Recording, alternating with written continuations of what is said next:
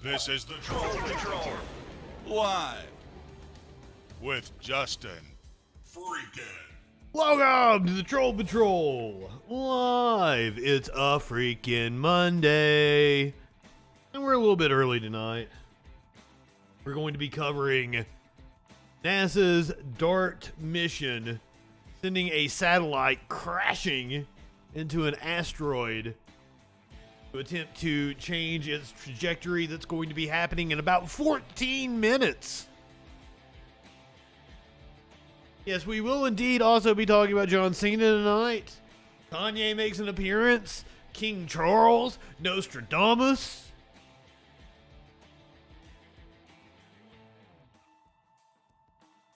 We're going to be talking about Russia.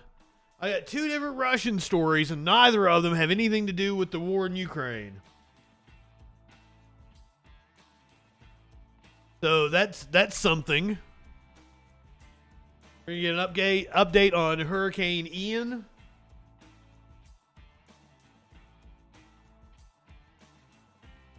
We're also going to watch, I had this on the list for last night, but I didn't figure I was going to get to it because it's about 20 minutes long, but I really want to watch it. It is Neil deGrasse Tyson. He went on MSNBC over the weekend or on Friday and did a whole segment debunking different anti-science MAGA conspiracies.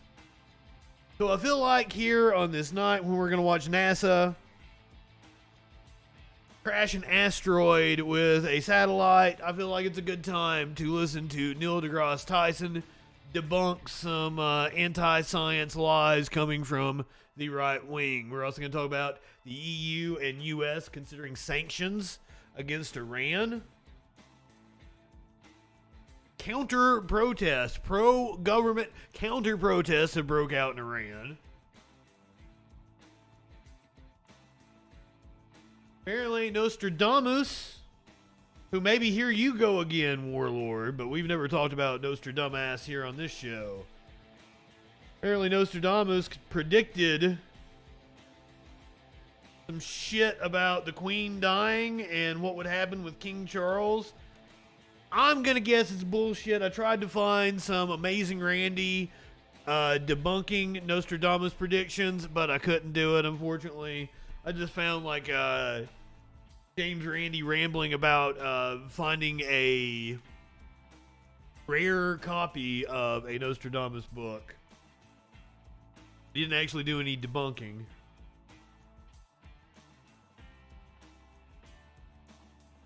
But we'll talk about why Nostradamus is full of shit. Kanye West, though, has to make everything about himself. So, of course, he knows how the people of Britain feel following the loss of their queen. That and so much more here on the Troll Patrol Live. And because I mentioned Kanye, you get you a Kanye meme. Call yourself a Boyz II Men fan? Okay. The name of the video this is from.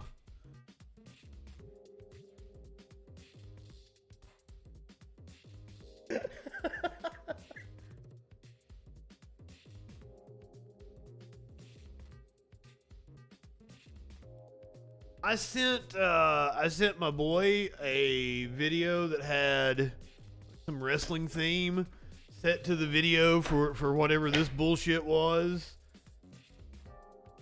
And he's like, I didn't get it. It's just some cult. I'm like, well, actually, it was Kanye West, Justin Bieber, and Marilyn Manson. But also, yeah, it's just some cult.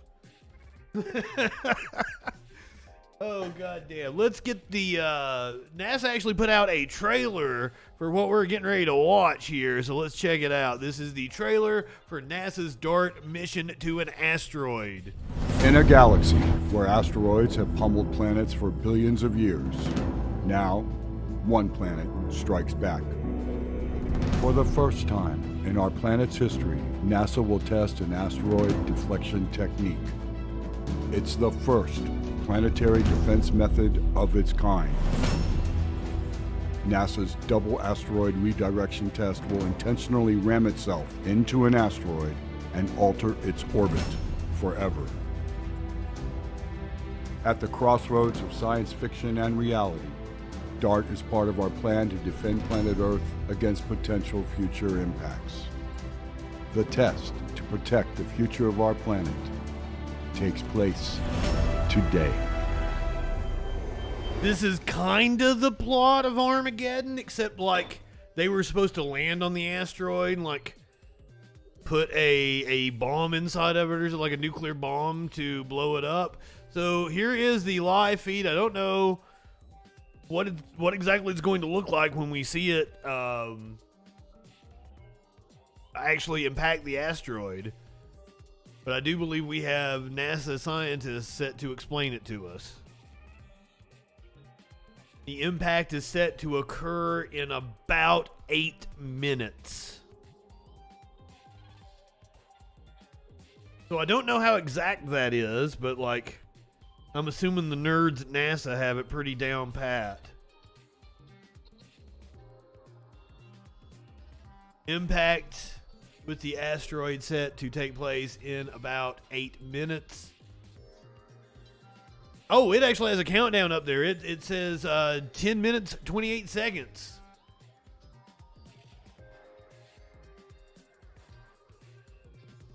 $7:14 was the rough estimate.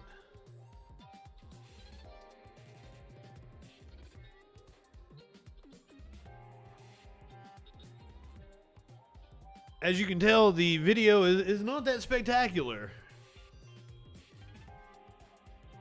And I don't exactly know what it's going to look like when it hits the asteroid. But hopefully we'll have some eggheads come on and explain it to us. One thing is certain about us watching this right now. I am not high enough for this shit.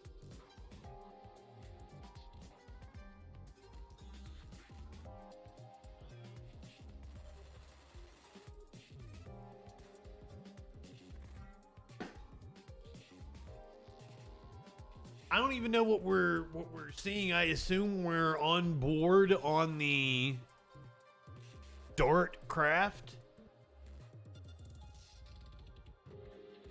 Is this the asteroid, or are we watching from some other piece of equipment? And that's the satellite approaching the asteroid. I don't know what is going on here. I don't know what these two little dots we're seeing are.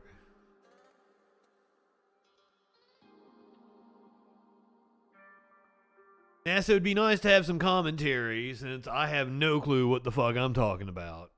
They had people on earlier, because this has been broadcasting for about an hour. They had people talking about what was going on. Perhaps I should have came on an hour early and listened to those people, because I have no fucking idea what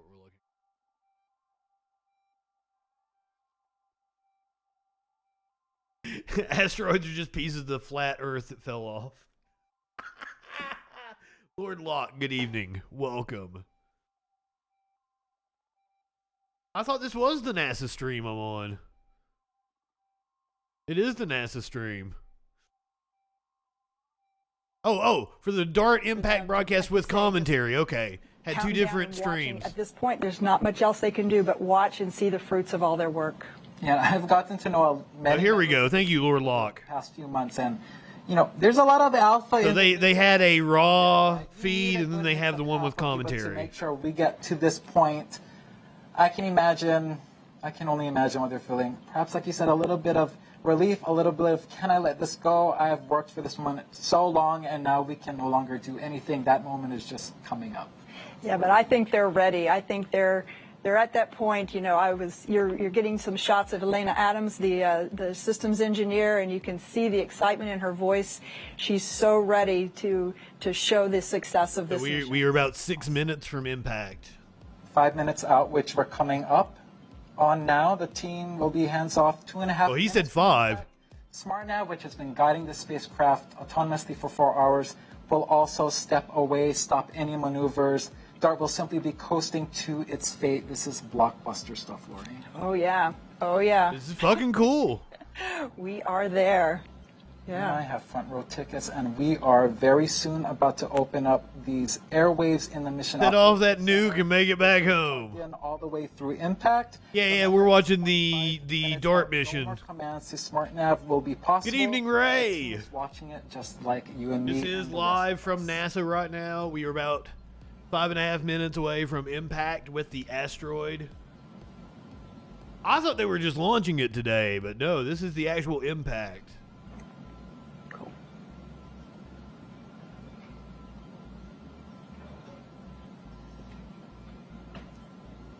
All right, we've reached 5 minutes. 5 minutes. Impact. The final command opportunity to SmartNav has passed, and the team is simply watching that data stream in just like we are. Lord, I would hope that they calculated that. I would assume they were, For the you data know, itself, aware and of that also in an their additional few more seconds for image processing. It's important to note that. their equations. Brand, good evening. Well, thank you. You should be You know, you hearing guys are so nice. the chatter in the Mission Operations Center momentarily. This is DART MSC and DT Mog. 5 minutes till impact. 5 minutes till impact. It was actually about 4:20. That was completely coincidental that I hit the bong right about 4:20 till impact. It is 1,100 miles away. Also, our window for sending. Nasal is getting its rocks off. That is indeed true, Phoebe. Contingency's done.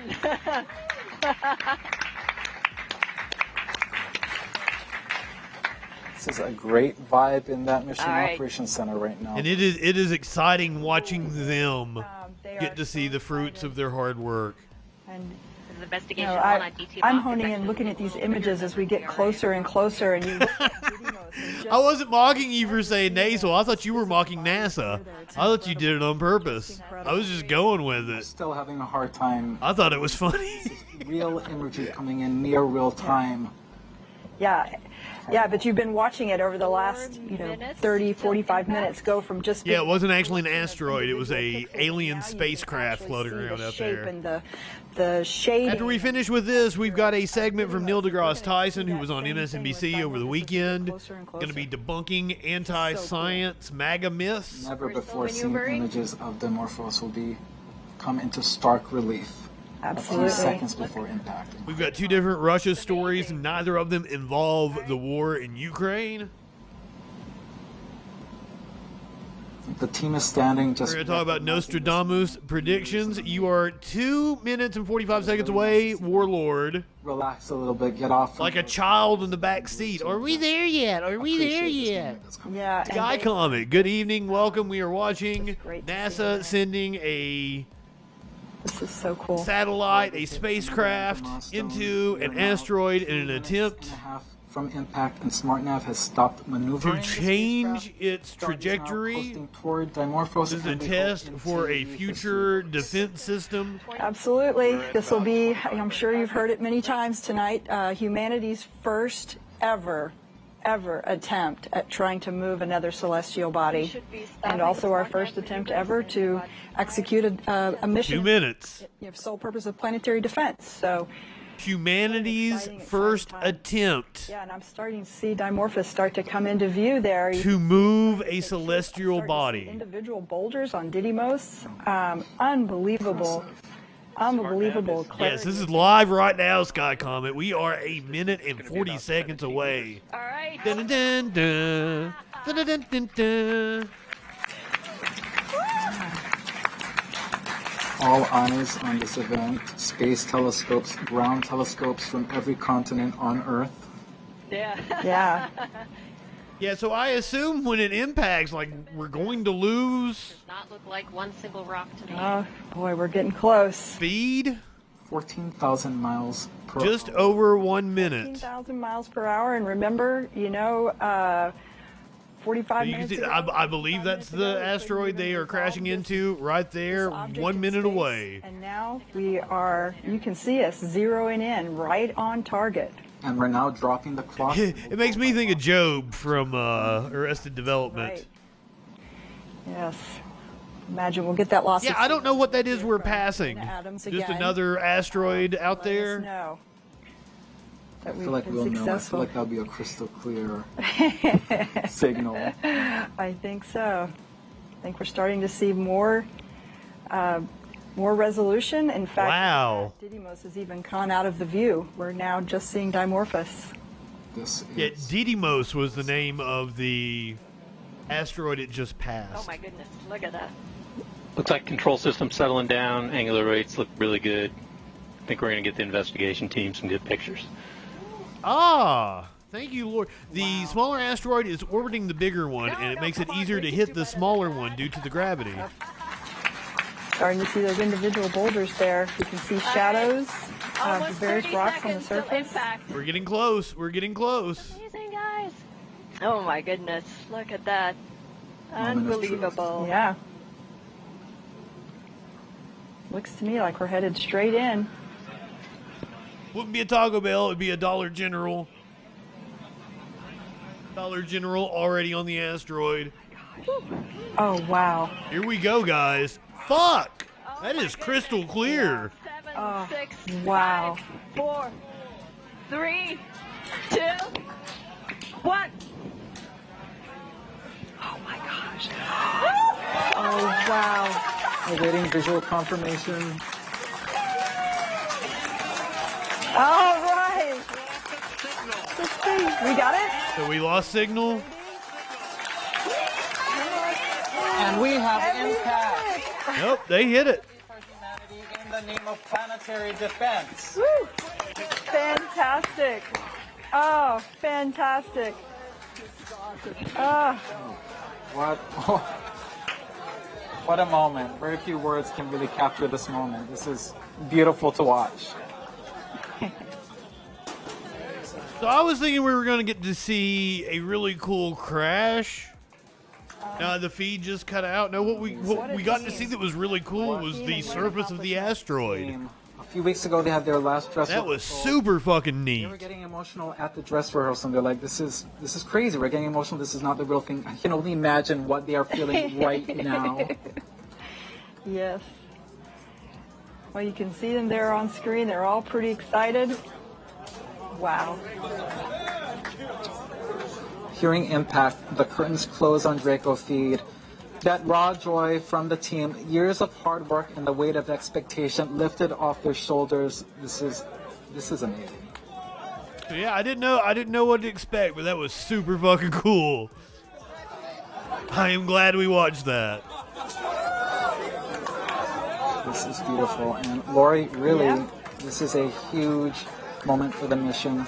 Lots more Why work. don't you, it's a small spacecraft, but it was going 12,000 miles per hour though. Now is when the science starts. It just starts now. Now that we've impacted, now we're going to see for real how effective we were. We're going to train all of those ground-based telescopes on the Didymos Dimorphos system, and we're going to make measurements that will help us. Yeah, but Adam, they're probably they're in a closed environment anyway, right? So it's going to be great. So most of them are working with each other every day anyway. Engineering and a great. And I would assume it's NASA. The vaccination rate is almost certainly 99.9999%. Yeah, absolutely. And you can see so many people there that have made this happen. The team of APL engineers that have really. At this point in the pandemic, is just watching out for going out to mass events is the only thing I would be worried about. We're embarking on a new. The CG for these people looks amazing. humankind. Also, good evening, Adam. How are you, my friend? I missed your potentially face. have the capability to protect ourselves from something like a dangerous, hazardous asteroid impact. What an amazing thing. We've never had that capability before. Thank you. And there is a good contingent of them wearing masks, too. History has been made. Back to you. Wow. I mean, what an exciting day for the DART team. And In case you're keeping score, I'd fist bump the I'd be fist bumping with. I'd be in there shooting. Now I'm here with shooting Nancy, the camera. Boom. Coordination lead. Nancy, talk about a moment to catch on camera. What is going through your head right now? I mean, I'm just... Oh, I agree, Adam, but that is not the strategy we are taking. Just got closer and closer. that requires a governmental approach that the government has completely abandoned. We've been working on this since 2015, and I knew, I've been talking, these are the images that we're going to see, and they're going to be spectacular. And I think even then they exceeded my expectations of just zooming in like that. And, you know, it really is just such the team accomplishment, and to get to this moment over so many years. And I don't have to talk about it as coming anymore. It's happened now. We have done this. It's happened, and it is just incredible that as humans, like, we have done this. We did this. And Nancy, do you have anything you'd like to say to the teams who made tonight possible? Oh, I mean, I don't need to say anything to the teams because I know everybody like me is really proud. Yeah, I don't know the general public realizes the significance of what has just happened. Even before 2015, internationally, people wanted to do this. People wanted to take this first test. And then we finally did. Partners across the United States. We have this very well could be, you know, one of those Wright brother moments. Is that Bill Nye? Telescopes on all 7 continents. That is fucking Bill Nye. To make this moment happen, I know I'm really honored to be on this team, and I know other people on the team feel the same way. As you should, Nancy, and I mean, there's a lot to celebrate here tonight. And so now that we have confirmed... Adam, that is not at all what I'm saying, and shut the fuck up about COVID. We're here to talk about space rocks. I'm still taking a moment here, because this is a big deal, and this was a really hard technology demonstration to hit a small asteroid we've never seen before and do it in such spectacular fashion. But I know other scientists on the team, like me, are already pointing at those images, being like, "Did you see that boulder? Did you see that smooth area? Did you see the shape? What does that mean?" And Lychee Cube is like flying by right about now. They're close approach, like taking images, and they're storing them, and we'll get those in the next days. Telescopes here and in space are they're looking at the brightening of the rock that's thrown off from that spectacular collision that we saw, and this is going to go on for weeks, and so there's still a lot of excitement to come, but nothing to take away from this moment. Yeah, this is just the beginning. It looks like everybody is celebrating here in Mission Operations. I think I just saw Bill Nye there, and so it is... You did indeed see Bill Nye. For this team, we're getting ready to hear from Neil deGrasse Tyson. I've got you mentioned earlier about some of the piece involving him here in just a second. And could you give us an idea on kind of the scope of DART's mission, right? We're doing a lot of fun stuff tonight on the Troll Patrol. That's focusing on this. So can you expand a little on that? Yeah, I mean, planetary... That doesn't mean I don't have shit news to give you. All on this planet together, right? I yeah. mean, and I think it's been so great for this mission to really support and embrace that international cooperation for planetary defense, so that we can maximize what we learn. And this idea came about from international scientists talking to each other, working together, you know, in order to make this moment happen for NASA's Planetary Defense Coordination Office, building the spacecraft here at APL. But really, I like a loose-fitting pant. Ready to study the what did we do to demorphose? I hope it makes you uncomfortable. What does that mean for potentially applying this in the future? I mean, DART really is just the start. It's just the first planetary defense test mission. It was spectacular, and it's accomplished, and we'll figure out how effective it was. That's really what we're going to learn in the next weeks to come. All right, we hit this asteroid. Now, how effective was that at deflecting it, and what would that mean for using it? Yeah, there's still so much to unpackage here. And so we have a special... Do we have an idea of how long it is going to take us to know about the impact? For this big mission. So let's hear from her now. Hey everyone, I'm Danny Hansen, American Paralympic rower and hydro athlete. And first, I would like to congratulate the entire DART team on crossing the finish line. So congratulations. And with that, here's my question. Now that DART has impacted, how will you know if the spacecraft has actually changed the asteroid's orbit? So hopefully this is the answer we want. Yeah, I mean, so this is a double asteroid system. So all we've done here actually is change slightly how Dimorphos goes around Didymos, right? And the telescopes on the Earth have studied this for years. So we knew it used to be 11 hours and 55 minutes. What is it going to be now? And so the telescopes are going to measure that period change. And they're so good at this. They've done it for decades already to get us to that point. And they're going to work for the next weeks and make that measurement. And when we have it, we're going to be sure to share it with everybody to see how much which we did deflect. But she this said asteroid weeks. with the Dart collision. Wow. Well, Nancy, I mean, it's time for you to celebrate. So congratulations on everything tonight, and go Dart. Oh, go Dart. This was spectacular. Yes. And Dart's dead. Standing by in mission operations with two very special guests. Let's hop over there and see what's going on. Dart's dead, baby. Dart's Thanks, dead. Tahira. I have the pleasure of introducing NASA Administrator Bill Nelson, who has a special message for us. Hey, congratulations. Boy, the Dart team, you really did this one very well. I didn't even know this fuck was still alive. It's been a successful completion of the first part of the world's first planetary defense test. And there were years of hard work. There was a lot of innovation and creativity that went into this mission. And I believe it's going to teach us how one day to protect our own planet from an incoming asteroid. I really look forward to learning all about what's happening from the observatories so they can tell us about the changes in this asteroid's orbit. So thank you to this international team. We are showing that planetary defense is a global endeavor, and it is very possible to save our planet. All right. That was eloquently put, Administrator Nelson. Joining me right now are Deputy NASA Administrator Pam Melroy and APL Director Ralph Semmel. Thank you both for being with me. Pam, I'll start with you. I guess I said Dart is dead, but that is just the craft being dead. I guess this is still the Dart mission. Especially as we saw the camera getting closer and just realizing all the science that we're going to learn. But the best part was seeing at the end that there was no question there was going to be an impact, and to see the team overjoyed with their success. That's beautiful. What does this mean for NASA? What does this mean for planetary defense? Well, NASA works for the benefit of humanity. So for us, it's the ultimate fulfillment of our mission to do something like this, a technology demonstration that, who knows, someday could save our home. Dart is dead. Long live Dart. RB. You were in that mock for the moment of impact. We've seen a lot of major milestones in APL's history. We never got a replay on that. First flyby of Pluto, the first mission to orbit Mercury, and now the first space. Let me give you a replay. Back to the moment of impact here. Looks to me like we're headed straight in. It's about maybe 30 seconds out. Just the detail of the asteroid.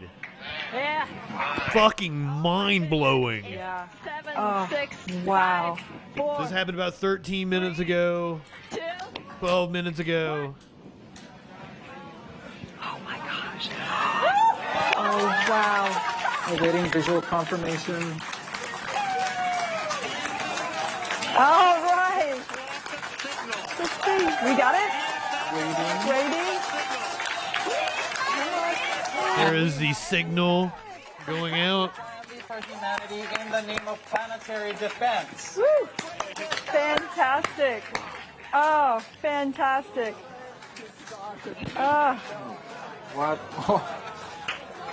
What a moment.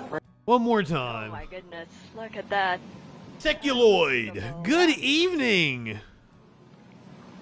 Looks Thank you to for me like we're being headed here. Straight in. I like your emotes.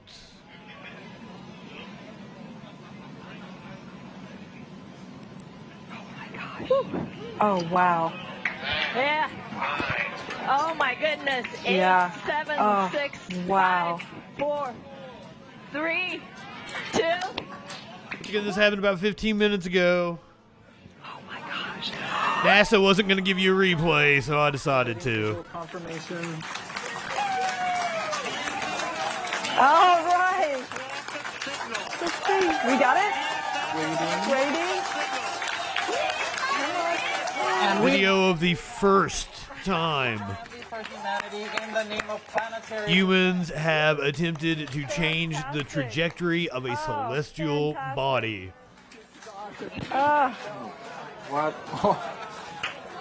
What a moment. Very few words can really. Drunk, horny scientist tonight, RB Oh my says. goodness, look at that. You live in sexual Unbelievable. anarchy?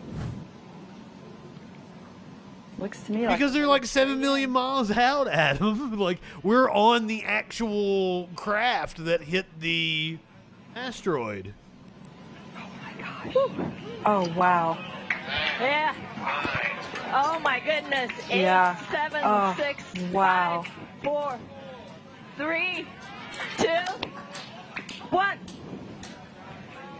Would be nice if they could have staged it well, gave us all different angles. Nice hard camera shot with some coverage. All right. Make sure we got good lighting out there.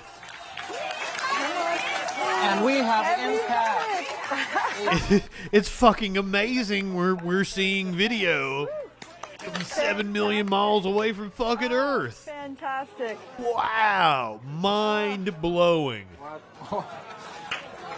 What a moment. Very few words can really capture this moment. This is beautiful to watch.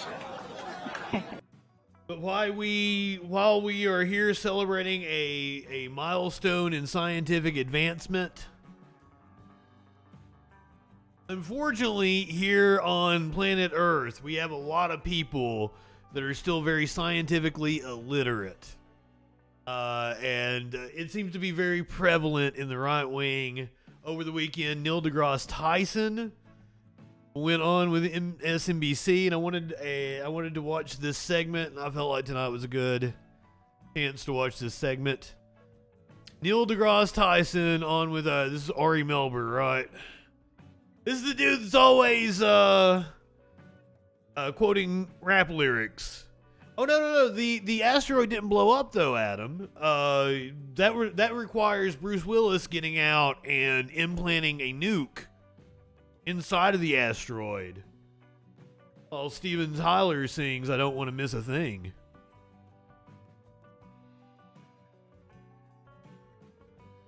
This is Friday, Saturday, or something on MSNBC. Neil deGrasse Tyson goes on to roast and debunk MAGA-era science lies. Oh, you would? Okay, fair enough. You wouldn't see the craft explode. I'm with you. Honestly, I'm with you. But, like, how much money would that cost to send something out there? You were talking about a telescope seeing it from Earth, but once again, I don't know how far out it is. I mean, I know, like, 7 million miles, but I can't comprehend how far that is. It's like past planets, isn't it? It was out there in like the asteroid belt or some shit, Kuiper belt or something. I don't fucking know. Don't listen to me about space shit. I know about politics. I don't know about space shit. Listen to somebody smarter than me. This is the news. We deal in facts. And like Neil deGrasse Tyson. I'm joined by one of our favorite guests. The acclaimed astrophysicist Neil deGrasse Tyson has spent decades exploring the mysteries of our universe and also explaining them in ways that we can understand. Now he's turned his attention to some of the problems in one planet on the universe, inside the universe, Earth. The new book, Starry Messenger, urges us to really think critically and objectively about what we're up to and whether we can keep this planet we have here. He writes, Did Ari Melber bring Steakums on in order to give a rebuttal to whatever Neil deGrasse Tyson says during this segment? Is true, or what we want to be true without regard to what is true. We've lost all sight of what distinguishes facts from opinions. We lob grenades at one another, when we could be sharing beers in pubs. Neil is here. Shout out to drinking together and finding facts. Great to see you. Thanks. Actually, I lean towards wine, but beer is... You wrote beer. Yeah, I did write beer. I totally wrote beer there. We know you for so many things, but... Yeah, you gotta love how Neil deGrasse Tyson's always correcting people and corrects Ari Melber about the words that Neil deGrasse Tyson wrote. You're clearly taking the scientific rigor that people love about you, and I think sometimes learn from you, and applying it to some really big topics. Why this now? What do you want us to think about? This book has been gestating within me for decades. In fact, I can remember my first thoughts when I was scientifically literate, early middle school. I'd look around and I'd see adults saying things, making decisions, commenting, holding opinions. It was like, what? Where did that come from? Have you thought about it this way? Do you understand the data, the statistics? And it's been gestating within me. And then the book was birthed whole. Wow. And I realized all of these parts of society could benefit from a dose of a cosmic perspective. Just what does that look like from above? But also an infusion of science literacy and critical thinking in a way where your argument that you thought you held firmly and you thought you were opposite the person you were fighting with, in fact, from another perch, you could learn that you both actually agree more than you disagree, or you're both equally wrong and you'll realize it together. Okay, either of those are progress in any kind of, between any warring factions in modern society. Yeah, you mentioned the factions. Some of this goes back a long way. But the problem, Neil, becomes getting people who don't think critically to think critically. But those people have been convinced by right-wing propaganda and media that they are indeed thinking critically. It's the weirdest thing, because if you watch PragerU videos, they will tell you that you are the free thinker. You are thinking critically. You are applying logic. It is the left that doesn't apply logic while making fallacious arguments. It's the damnedest goddamn thing. People debating what is God, who's got the right belief system. I mean, that's old school stuff, right? Yeah, that is. However, this country, the United States, was quite the fascinating experiment in that regard. It's whatever is your personal truth, it's welcomed, but you can't tell someone else, you can't require someone else have your personal truth.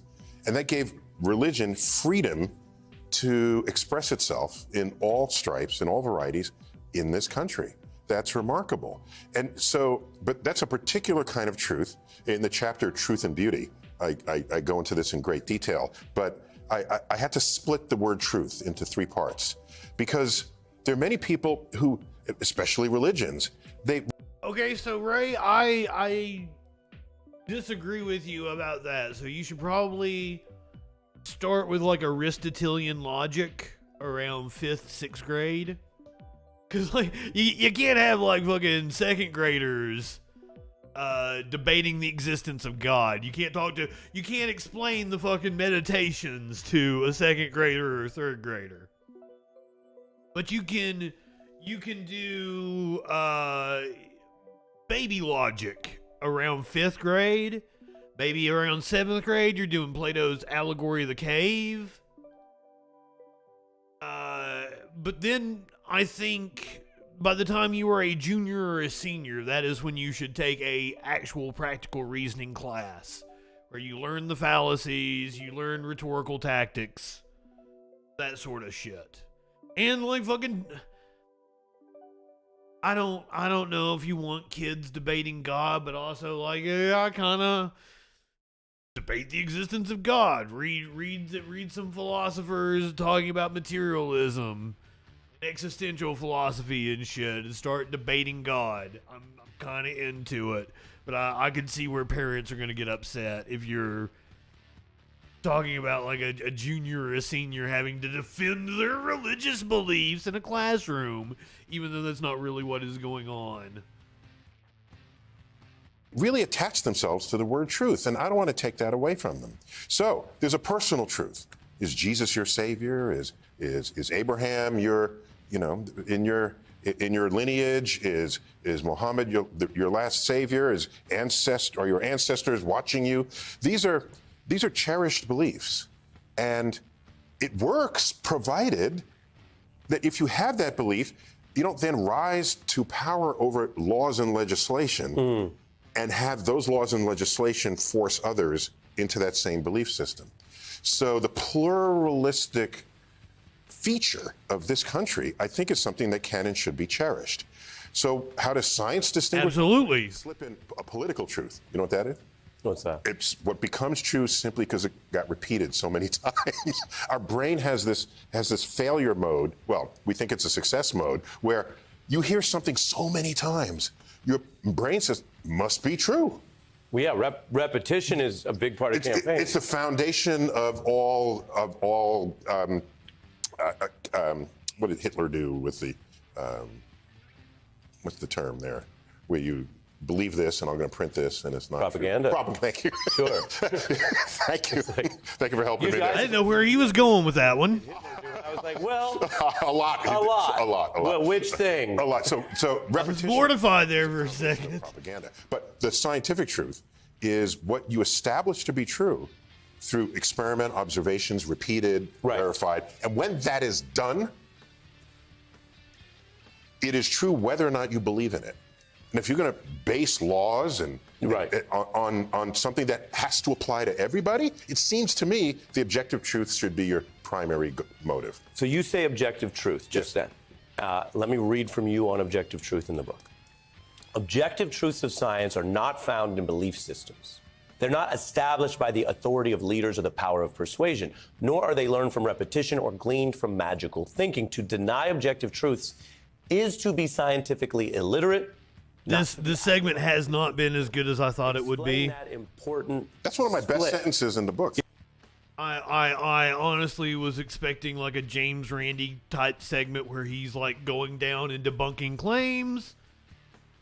Well, we've still got over 10 minutes of it left, so hopefully we'll get to that. Yeah, finding that. Well, we found it. We found it. But explain that split, because you do something that I think is very important. That sometimes belief and ideology, especially the way we're tribally organized, which you also write about, becomes its own test. If you're down with this goal, you got to be down with this other stuff, and then before you know it, that means being down with things that at one point you might have known. He's going to quote some rap lyrics. And now you glom onto them. It's a portfolio, portfolio of beliefs. Walk us through that. Well, no, because science, one of the things it does best. I really thought down with OPP was coming. That are otherwise glued together that you think all have to roll in one in one coherent shape. You unpack it and say, no, this works, but that doesn't. No, I'm not going to ride with that because you've attached it to this, but I'm not going to go with you on that because I'm thinking about this. What happens is we like following leaders, and we let them do our thinking for us, and I can't embrace that.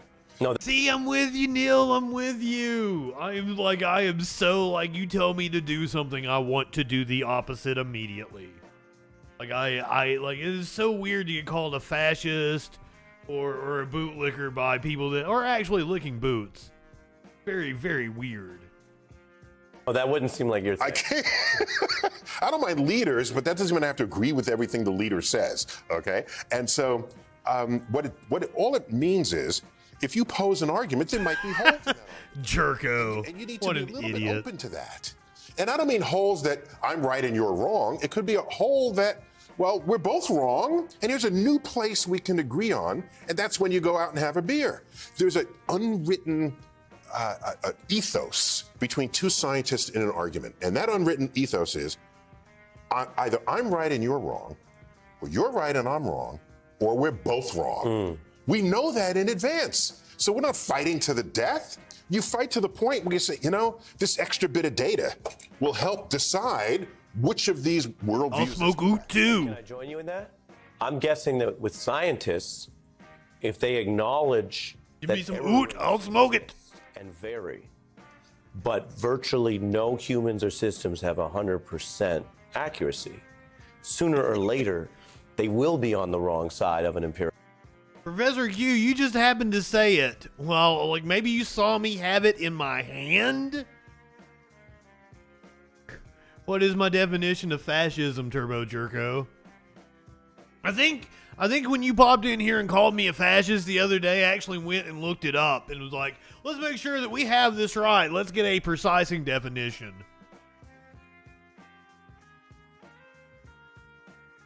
So I would be interested to hear what you think I think fascism is. Empirical debate. Well, so, you have to understand how science works, and that's not taught in school. It's taught, you know how it's taught in school? Here's a book, and the vocabulary words are in boldface in the chapter. Right. Memorize those, and you test it, and then you move on. where do you learn what science is and how and why it works and why you can trust it and what it means to trust it? What do you have to do to get to the point where you can believe what the scientist says and not the person who wishfully thinks something is different? So I have a big question for you, because you tackle ethics, and there are different competing systems of ethics. Historically on Earth, many of them have involved some appeal to a higher power. Yes. This power or this God creates this ethics. Are there ethics in... Okay, so this Turbo Jerko dude has been pretending that he's a mod for Jackson Hinkle. I don't think he is. I can't verify it because I got banned from their Discord, like boom, like that.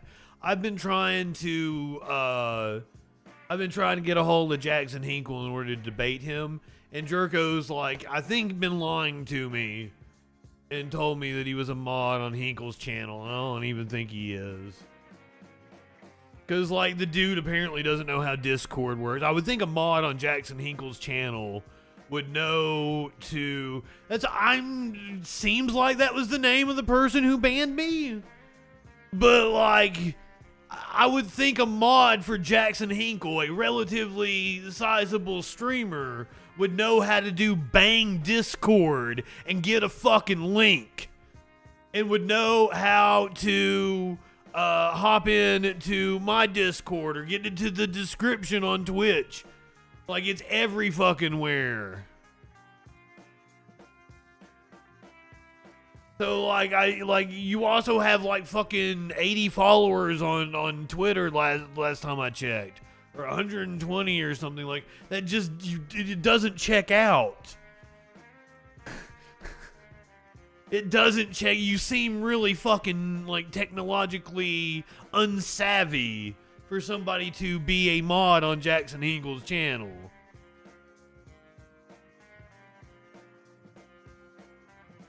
Yes, I went in there and I politely asked the mods how I could go about getting up with Jackson to do a debate.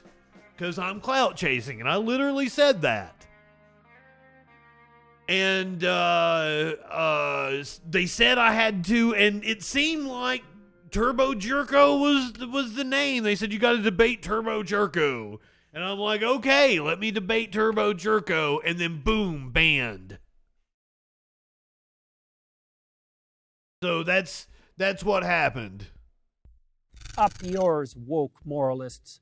We'll see who cancels who. But that's okay. That's okay. I was trying to clout chase off of him. Here in a few years, Jackson will be trying to swing from my balls.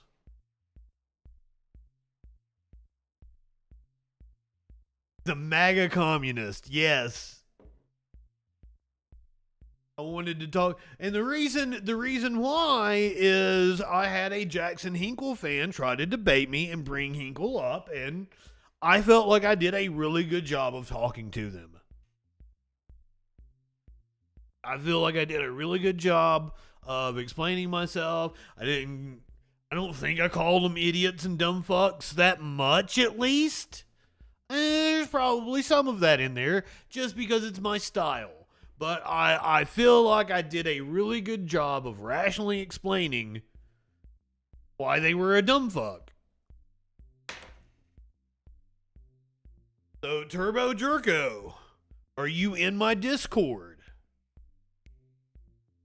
Would you like to have a conversation with me? You are not in my Discord. Because this dude is oh, my equipment, I couldn't get my equipment working. I don't know how to operate Discord. You're telling me that you're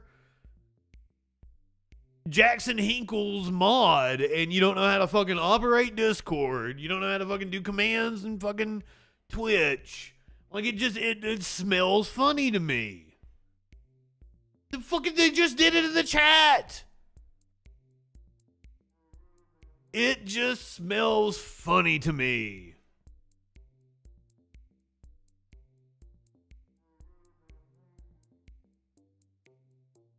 We'll come over here. We'll wait on you, though. Boom, I'm in the channel.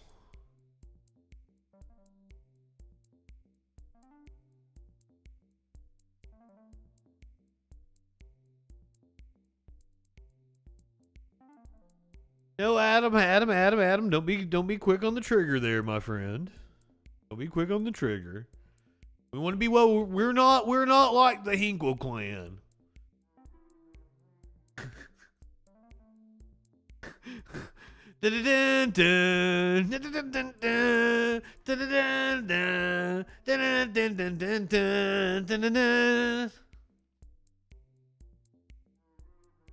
It's the final countdown.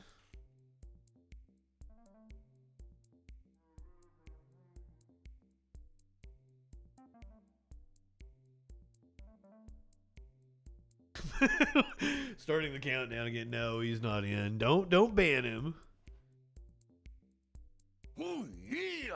See, I don't believe that somebody that is okay, I could totally believe that somebody that is Jackson Hinkle's mod is that stupid.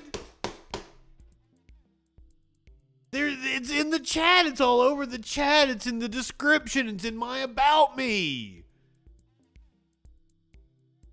Popperdamus. Is that how did I say it correctly? Thank you for being a freaking follower. I'm so glad you're here. They keep sending it over and over again. It's in the description. It's in the bottom right-hand corner of the screen. It says Friends of Freakin. Like, that's what I'm saying. Does Jackson Hinkle really have a mod that is this untechnologically savvy? I'm sure you're a complete fucking idiot with your politics, but surely you know how to operate a computer if you are a mod for Jackson Hinkle, right? Yeah, let me open the phone lines. I don't know if I opened the phone lines. I think I opened them, then I was like, oh, wait a minute, we're doing the asteroid. Let me close them. Let me open the phone lines again. There, you got phone as an option. Long time viewer, first time caller. Like, this bullshit of coming in here and being like, send me a link, and then not spending 20 fucking minutes and you not knowing how to fucking operate a link is just fucking annoying and exasperating.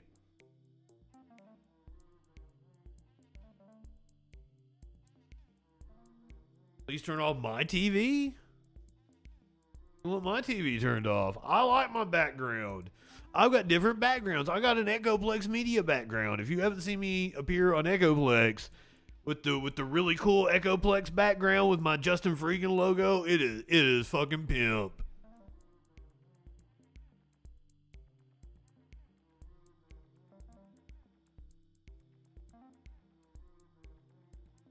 You're on it's always fucking something, dude. Like this, like I'm doing a goddamn show here. I don't got time for your fucking bullshit.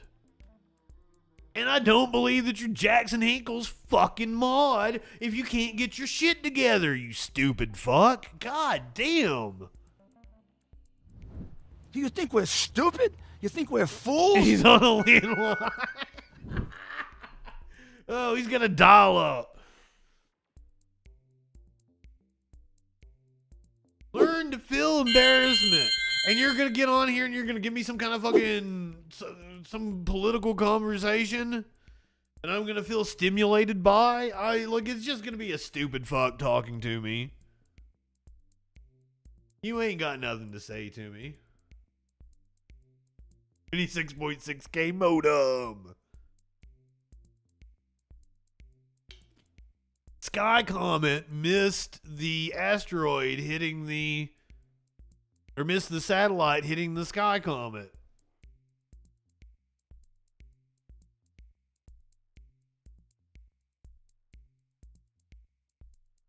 Oh, you think he's gonna bring a whole bunch of people in here? I'm for it.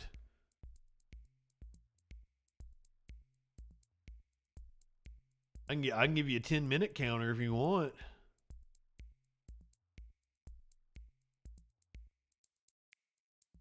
Yeah, my grandparents still had a landline.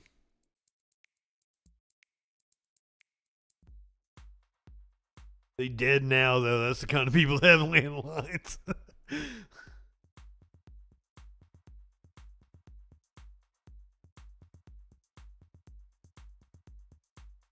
I'm sorry, Lord Locke. I did not mean to insult you. RB's probably got a landline, and I'm no judgments, no judgments.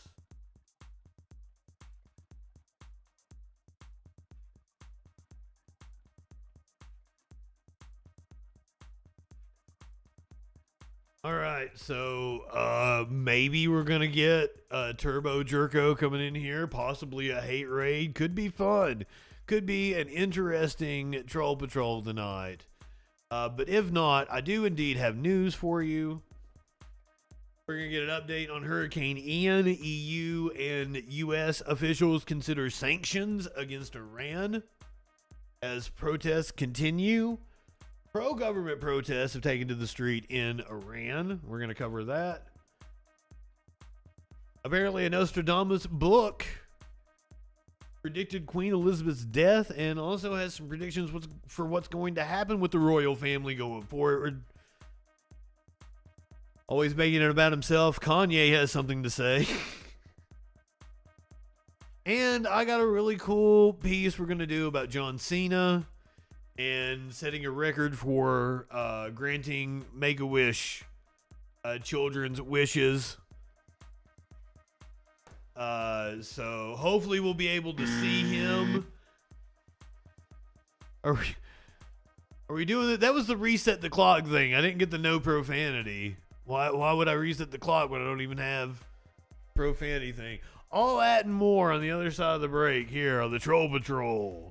Live. We live in turbulent times. The media is full of deception, conspiracy theories, and fake news. Now, more than ever, it is important to ensure you're getting information from a source that's freaking reliable. I'm Justin Mullins, and this is the Freakin' News. Get a breaking or interesting story with a humorous twist in about a minute weekdays, 8 a.m. Eastern on YouTube, BitChute, Odyssey, and more.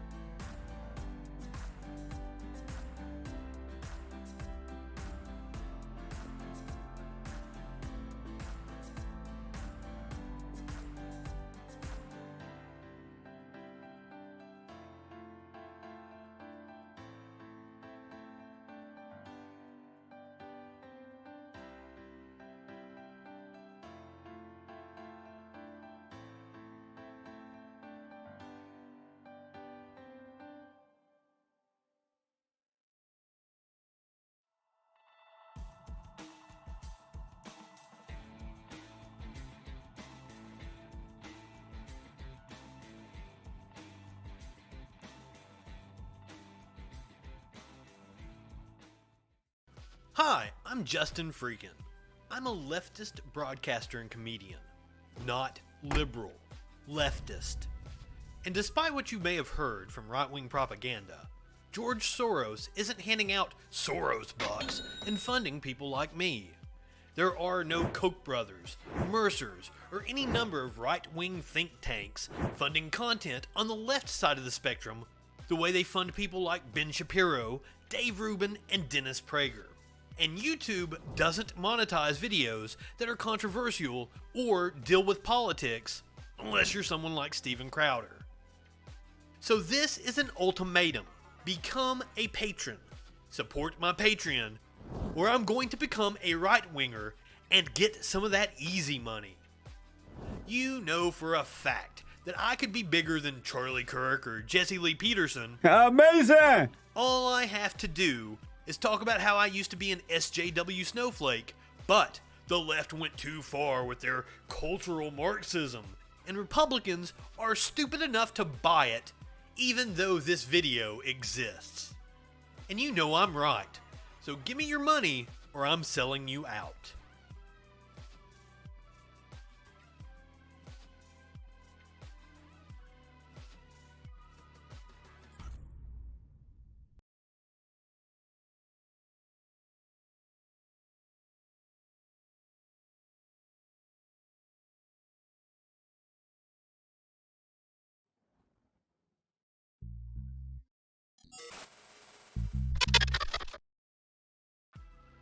Hi, I'm Justin FREAKIN.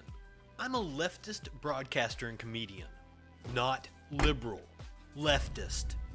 And despite what you may have heard from right-wing propaganda, George Soros isn't handing out Soros bucks and funding people like me.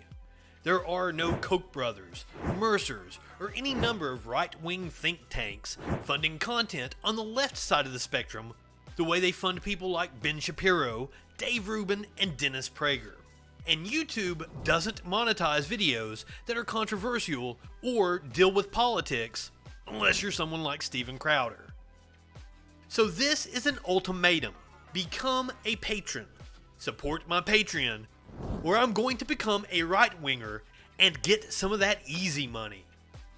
You know for a fact that I could be bigger than Charlie Kirk or Jesse Lee Peterson. Amazing! All I have to do is talk about how I used to be an SJW snowflake, but the left went too far with their cultural Marxism, and Republicans are stupid enough to buy it, even though this video exists. And you know I'm right, so give me your money or I'm selling you out.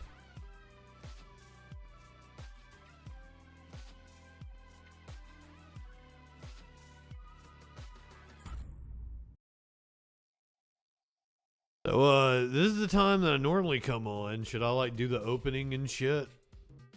Should we make it feel like it's actually 8 o'clock? Hold on. We're gonna fast forward here. Really like the music. The countdown music's really cool. I'm a fan of the countdown. It gets me pumped.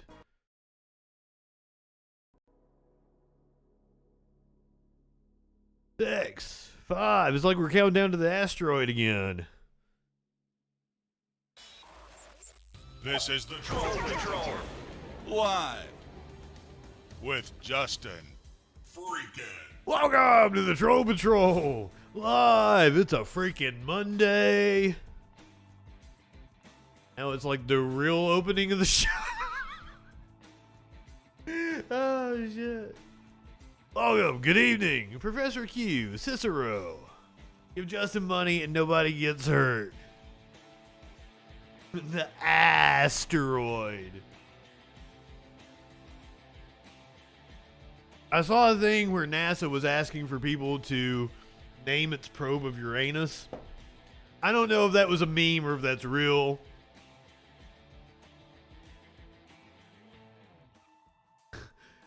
Somebody responded it's gonna be Uranus McProbe face or something. Oh shit! Welcome to the Troll Patrol live. Even though we've already been on an hour, I'm acting like it's a normal 8 o'clock. Oh shit! What we got on the show tonight? We're gonna talk to you about Ian. We have an update on Ian. He's been a bad boy.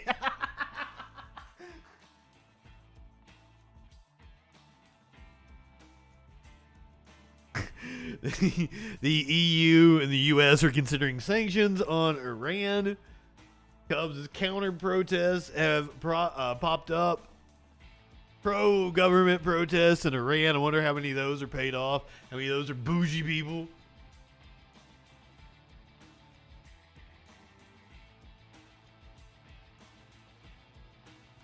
We're going to talk about a Nostradamus book that apparently predicted the Queen dying, and it has another prediction for the royal family.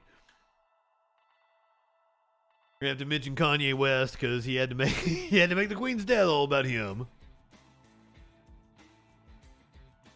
And who doesn't make it all about him is John Cena. Hopefully we're going to be able to see him in the pieces I've picked out where he's going to be talking about why he loves the Make-A-Wish Foundation. He is now the Guinness World Record holder for wishes granted. I got some it's heartwarming content. Heartwarming content. We got 2 stories out of Russia. Neither of them have to do with the war in Ukraine. The Make-A-Wish Universal World Champion.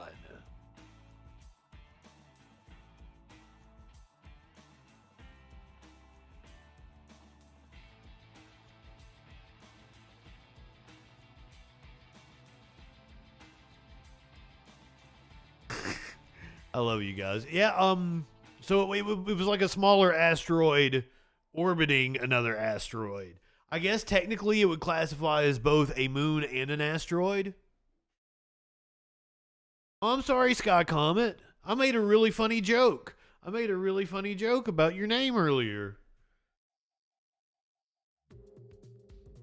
Oh, come on, Lord Locke. Come on. You're not going to acknowledge the tribal chief? My housemate was talking shit about the tribal chief earlier, and I'm like, oh, no, you don't. No, I think she's on the side like Logan Paul. Like, what the fuck? Rooting on Logan Paul against the fucking tribal chief? The what?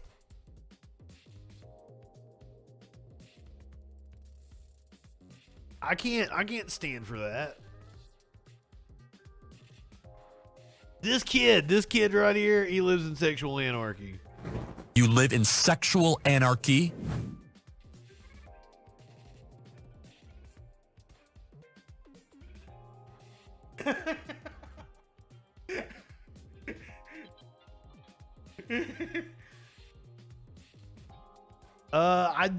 Didn't he win the belt before COVID? I think he was the champ, or did he win it at that pay-per-view? No? Like, he was the champ and he went away because of the leukemia, didn't he? Or did he come back and win it? God, this has all been like a blur. I'm down with it. I acknowledge the tribal chief. I don't know what your guys' deal is. Nobody touch my tribal chief. Nobody can take that belt off of him. Made Sami Zayn an honorary oos. I'm into it. He came back and won it. Oh. It's all been a blur. The last few years have been a blur. I would love to see Sami Zayn as world champ. And maybe the storyline ends with Sami Zayn being world champ, and I would fucking love that. But he's kind of their, and I hate to say it, like he's their like comedy act. He's their Santino Marella. He's their, their R-Truth, the guy they could always depend on to fucking get comedy shit over, and he's really fucking good at it. But he's also an amazing wrestler. But hey, this isn't the Wrestling Patrol live. He's an incredible wrestler. Media Winch. Good evening. Oh, you missed the asteroid. Should I go back and replay the asteroid? If you guys want me to replay the asteroid, we can totally do that. For anybody who missed it earlier, we absolutely can replay the asteroid. Chat votes to replay the asteroid. We will watch the satellite crash into the asteroid. Now, you don't exactly get to see the crash. You basically get to see the approach to the asteroid, and the signal just cuts out.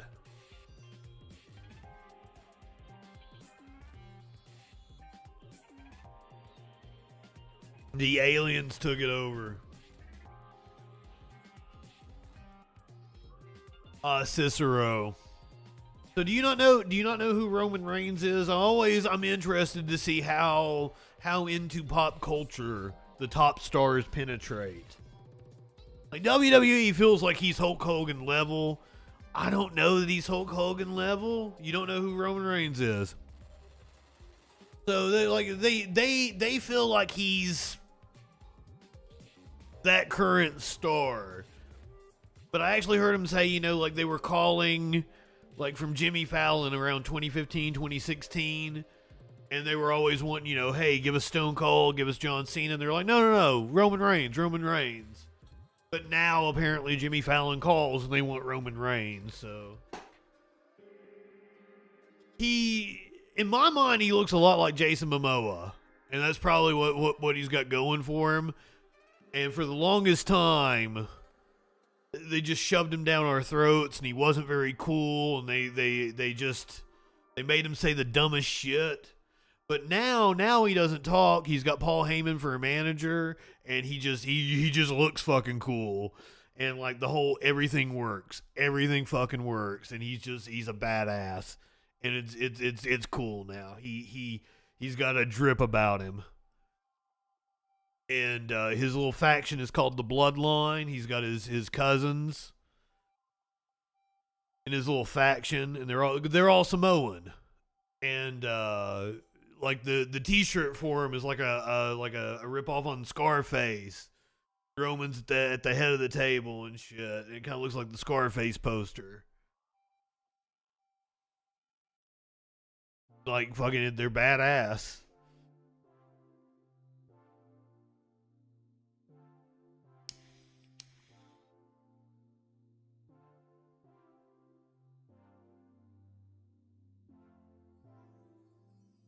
Here's your meme of the day. This is what happens when I get media winch stuck in my mind. You live in sexual anarchy?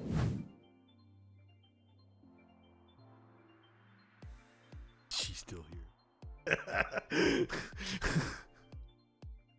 Oh God. I tried to keep it with the fun news tonight. Unfortunately, there is a couple of things we need to cover, Ian being one of them. Do you want to? Let's finish the Neil deGrasse Tyson thing. I'll let Jerko sidetrack me. Do you want to finish the Neil deGrasse Tyson thing? In the non-human rest of the galaxy? I don't know. Ethics as well as just sort of morality.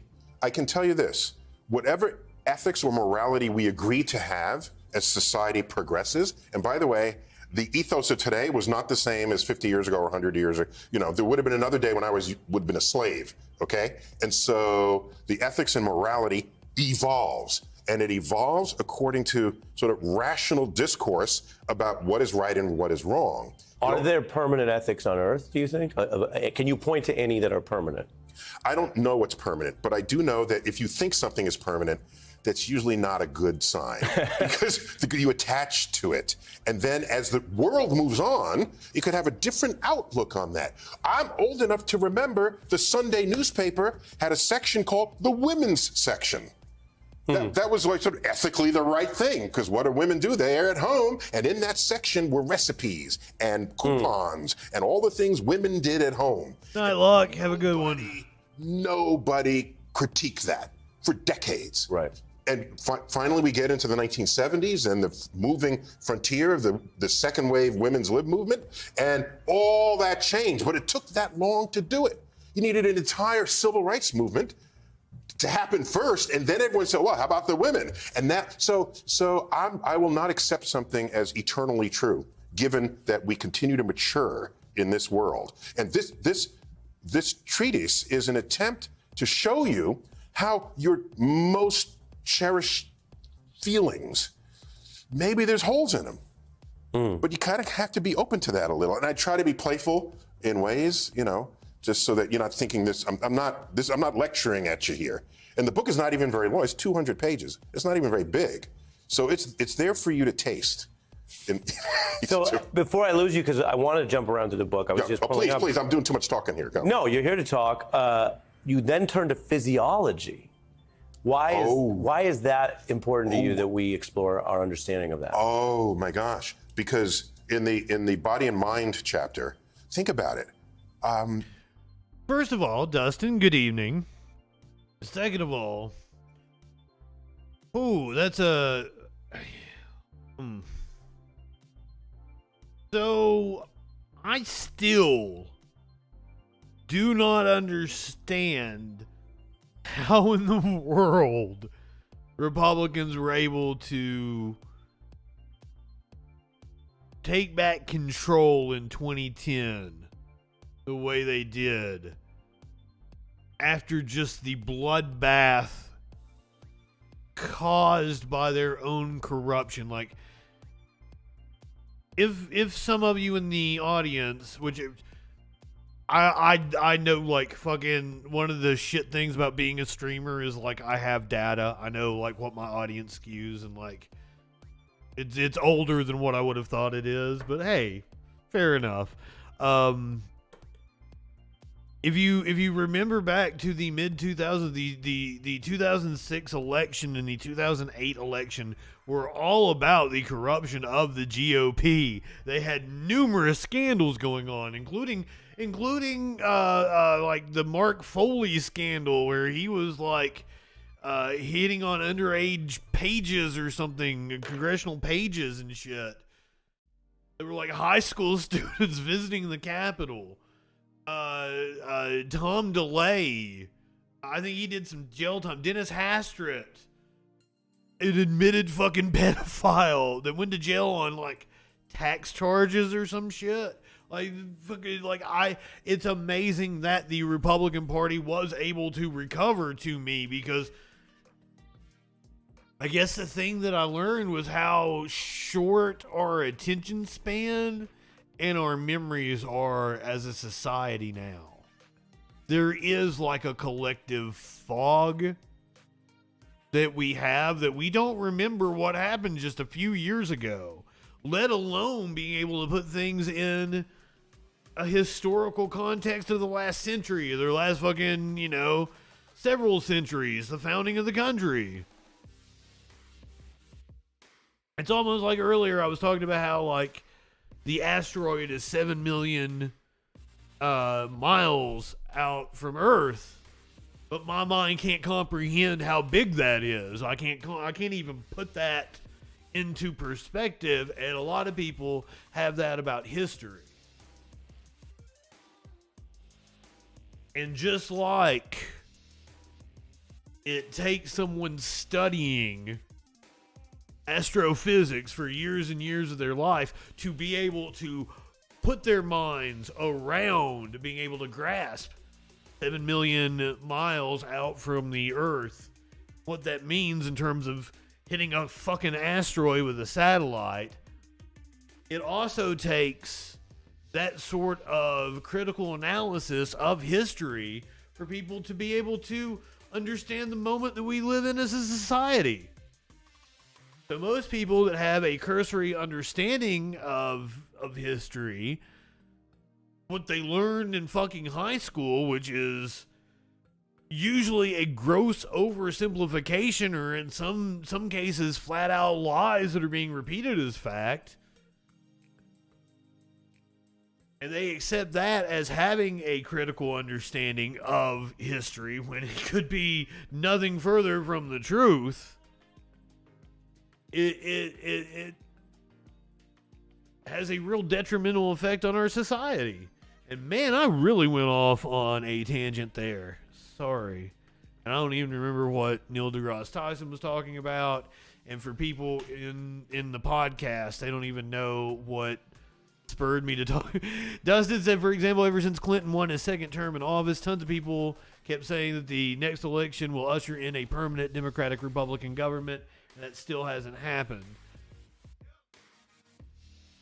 On the other side, ushering in a Republican government is just like, we're scared that if they obtain too much power, they're going to rig the system to where you absolutely can't defeat them. and they will. I think that's a very realistic fear. We judge what is normal and what is not. And what does that even mean? Is normal just the average? Is a normal person, do we compare, you have model homes? Is there a model person that has all their working faculties, and then you compare yourself to that, and if you're not that, you're not normal? Are you disabled if they can do something and you can't? Right. Is that how we're going to... Good night, Ray. How you want to do this? Because if that's the case, I give examples, okay? The New York Yankees, okay? Jim Abbott was a pitcher for the New York Yankees. He threw a no-hitter for the New York Yankees. Oh, by the way, he only has one hand, okay? He has, how do you do this? I'm more impressed by the dude that threw the no-hitter while he was on acid. Champion archer can shoot arrows both better than nearly everyone on earth. He was born without arms. Am I going to say that he's disabled because I have arms and he doesn't? No, I'm not going to do that. You can't make me do that because we're all who we are, and you work with the hand. Are you disabled because you can't do math? Okay, is that how we're going to think about it? How'd you know I was bad at math? You had a feeling. I know. You just knew it. You looked at you look like you're bad at math. If I can't draw, am I disabled because I'm not an artist? So there's a whole analysis of how we define what is normal and what is not. And the reason why an astrophysicist is telling you about this is because we have the entire universe that we classify. If there's a star, is it odd? Is it average? Is it this? How do we lay them out? How do we think about them? That goes to the final question. Yes. We are living in a time of unparalleled technological advancement, and yet we're saddled by all of this misinformation and stupidity. We just hit an asteroid with a satellite earlier. Of the galaxy, I believe, tell me if I'm wrong, than we've ever seen in previous generations. You write, ranked by distance, sight is very important. The farthest thing visible to the human eye is a twin of our own Milky Way, the Andromeda. Andromeda. The Andromeda. See, I knew I'd need help. The Andromeda Galaxy. Named for the woman saved by Perseus in Greek legend. Ari. Yeah. Andromeda. Well, there's a J. Cole song, She Don't Want to Be Saved, but that's for another time. She was about to be consumed by the Kraken, so I think she wanted to be saved. And you write, it sits 2 million light years away, far beyond the stars of the night sky. What does it do for us, in English, plain English, that we have gone as a... I don't like Ari Melber. I don't like Ari Melber. As you say, the naked eye, to what we're now seeing just in the last years, farther through the galaxy and its own history. What can we as a people, what is someone watching the program, what do they take from that day-to-day life that we can now see more of the galaxy than ever? You can take one of the greatest of all cosmic perspectives that exist, and it's the revelation that emerged mid-20th century that the atoms of our body... Let's talk about the revelation that Ari Melber can't do math, but also isn't a literary nerd. You got to pick a lane, right? Right? Like, are you into the humanities or are you into the STEM? No, Ari Melber is just like, I know J. Cole lyrics. What? Naked eye to what we're now seeing just in the last years, farther through the galaxy and its own history. What can we as a people, what is someone watching the program, what do they take from that day-to-day life that we can now see more of the galaxy? Literary or history, either or. You should know it from both of those. And it's the revelation that emerged mid-20th century that the atoms of our body are traceable. But that's Dustin, that's the, like, if I looked up Ari Melber, like, would he have gone, like, he's probably, like, incredibly rich, went to Yale, fucking, like, seriously. This should be one of the elites. Let's see what his background is. Oh, Sky Comment, thank you for cheering. I didn't even notice that. I thought I had an alarm set to go off.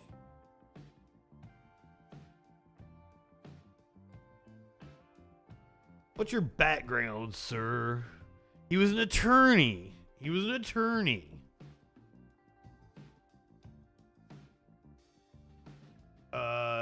University of Michigan, has a BA in political science. Moved to Washington, D.C., where he worked for Senator Maria Cantwell. Joined Senator John Kerry's presidential campaign. Melber went on to earn a JD from Cornell Law School. So, is Cornell considered Ivy League? It is prestigious. I don't know if that is considered Ivy League.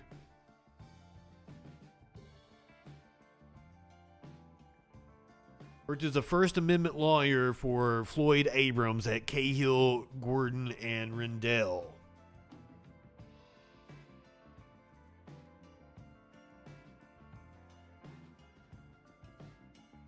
Is Cornell considered Ivy League? It's definitely Ivy League. I knew it's prestigious. So yes, Ivy League lawyer. Mox, good evening. So glad to see you. So yeah. This isn't like putting Justin Freakin up there and letting him give you the news. That then later exploded, scattering that enrichment into pristine gas clouds that then form star systems with planets, one of which was the sun with Earth. So that we're not simply in this universe, alive, yes, the universe is alive within us. That is a gift of modern astrophysics to civilization that borders on the spiritual. So that is some shit I've had said to me by people on acid. And it'd be true, but a bigger fact than that is you are made of the same ingredients as those stars. We're not just poetically, we are literally stardust that achieve consciousness to contemplate the extent of the universe in which we live. Literally. The greater is that moving horizon, the more of this we find that we are a participant of in the great unfolding of cosmic events. Spending a little time. Beautifully said. However, if we listen to Dr. Jordan Peterson, he'll tell you to cry on Twitter and make a whole 30-minute video about how people were mean to you. Up yours, woke moralists. We'll see who cancels who. Thing. I was misled. See, MAGA era science lies roasted and debunked by Neil deGrasse Tyson. That is not the segment that we got. We got Ari Melber jacking him off about his book. And also really admitting that he's not well read or well versed in, like, I put me on MSNBC and I'm not going to say Andromeda wrong. Like, what the fuck? How do you not know that from either knowing history, works of literature, or from fucking space, being a space nerd? How have you not? Seriously, Ari. He said he wasn't good at math either. But I wanted MAGA era science lies roasted and debunked. None of that. This was false advertising. Pissed off at MSNBC. Pissed off at Ari Melber. I don't know that Neil deGrasse Tyson had anything to do with the titling and me being misled.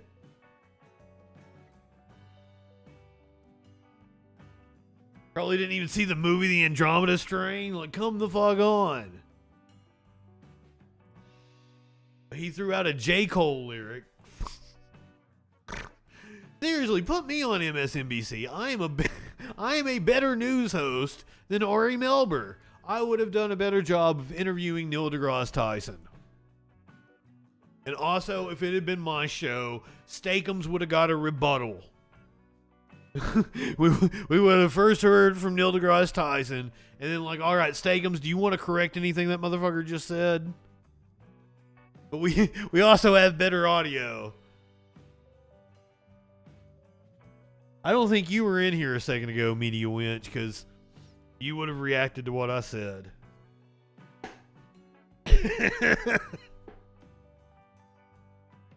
Content warning.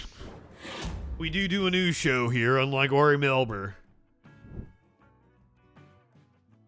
Usually I'm talking about how it's just another day in mass shooting USA. Apparently we exporting that shit now. At least 17 dead, 24 wounded in Izhevsk. I'm probably saying it wrong. We got a little video piece we're going to watch here. Give us a pronunciation. Izhevsk school shooting. The attacker turned the gun on himself after killing several people in the central Udmurtia region. Gunmen opened fire in a school in central Russia, killing at least 17 people and wounding 24 others before shooting himself dead. The shooting took place on Monday in school number 88.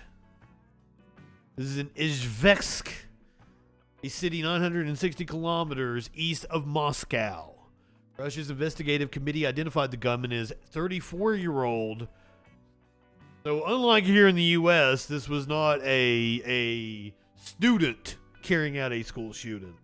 The committee identified the gunman as 34-year-old Artyom Kazantsev, a graduate of the same school. Said he was wearing a black T-shirt bearing a Nazi symbol. No details about his motives have been released. The government of Udmurtia said 70 people, including 11 children, were killed in the shooting. According to Russia's investigative committee, 24 other people, including 22 children, were wounded in the attack. You see on the map where it is in Russia.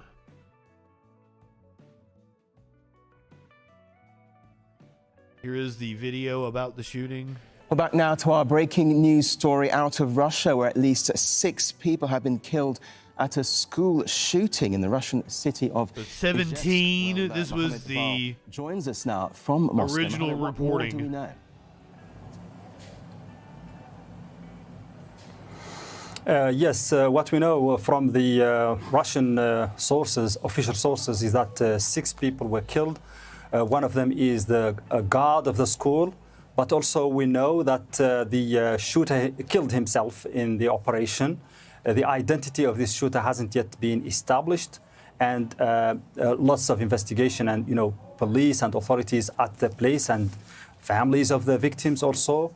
This is a school in the town of Izhevsk, or the city of Izhevsk, in the Republic of Udmurtia. This is a Russian Federal Republic, and it is about 1,000 kilometers east of Moscow. Nothing is known about the motivations behind this shooting, and Russia hasn't been seeing. This is the reason why I wanted to play this video. It may be I'm told. Old information, but this is actual video from the scene. Why this man committed this act. As you say, it's not the first school shooting in Russia in recent times. It does cause deep shock and concern across society there, doesn't it? Yeah, for those of you who don't know, 88, if you ever see that, is like the 8th letter of the alphabet, HH, Heil Hitler. For authorities and for families and for the nation. I am pointing out Nazi propaganda for those of you on Twitch or YouTube that may have to review this. A frequent incident in Russia, and most of the time, I'm certainly not endorsing Nazi propaganda. This man has killed himself. Nobody knows whether he really realized what he wanted. Why did he do this? Was his purpose just to kill 5 or 6 children and a guard of the school? 17. So it's very difficult to link it also to any terrorism motivation or anything else. So it's very early. It's very early to know. So this did indeed happen on Monday.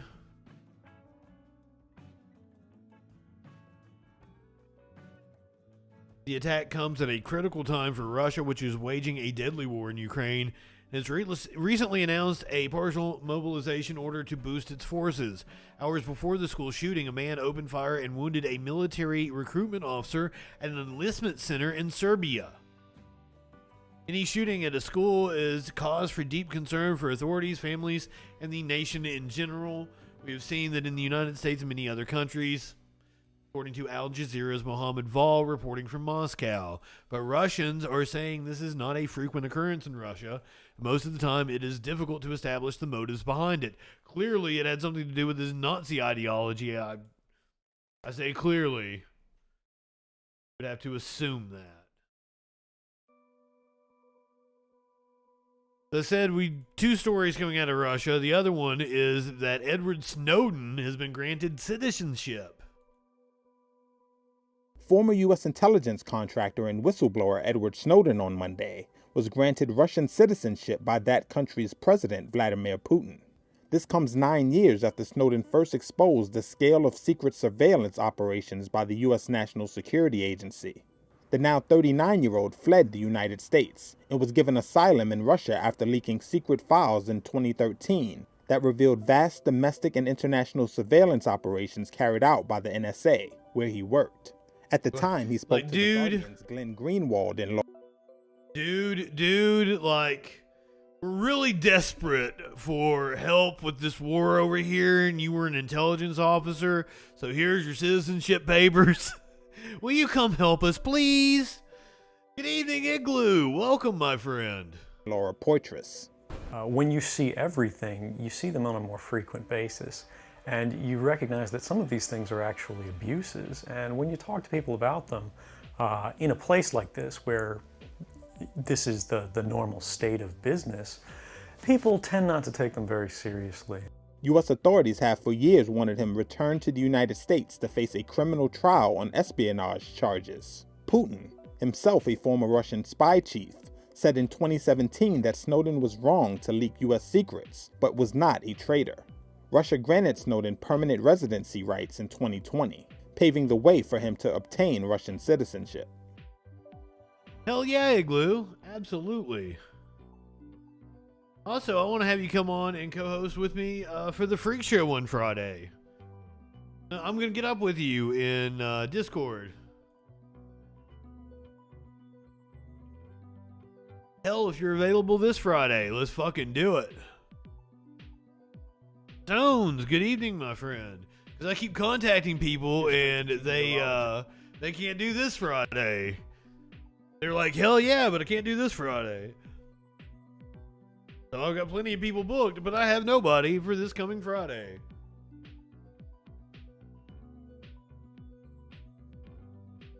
Alright, I'll shoot you a message on the Discord. Alright, let's get an update on Hurricane Ian. Currently battering one of those islands down there. I don't remember which one it is. One of them. Just Chris Holcomb. And Chris, the latest track is just in. Has Ian changed course? And what is this new information? Oh, Cuba. Here in Metro Atlanta? Yeah, every time we get a new advisory in from the Hurricane Center, there are always little shifts, and those shifts really make a big impact on where this storm would make just land. A couple hours ago. Whether or not we would have any impacts. Now you can see the storm, it is getting stronger. It's still in the Caribbean, still just south of Cuba. You can see the center of that circulation right here. The latest that just came in a few moments ago. This is now a Category 2 storm with maximum sustained winds at 100 miles an hour, gusting to 120, moving north-northwest at about 13 miles an hour. As you can see, the hurricane warning in effect right here for the western tip of Cuba. The storm will move over Cuba and then into the Gulf of Mexico, become a Category 3, then a Category 4 storm. This is the latest shift that we have now, moving it closer to the west side of Florida here, maybe near Tampa or just north of Tampa, potentially for a landfall at some point during the day on Thursday, and then moving northward into South Georgia, and then the center of the storm most likely would be just to the east of us on Saturday, but still we are in the cone. We can see the center of that circulation. Oh, do we actually have him in the Discord? Why the fuck didn't he say something? Like, I'm kind of convinced this dude is not very bright.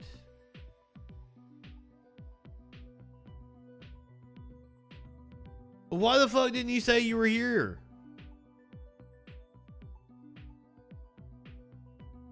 Motherfucker's still not gonna get his shit to work.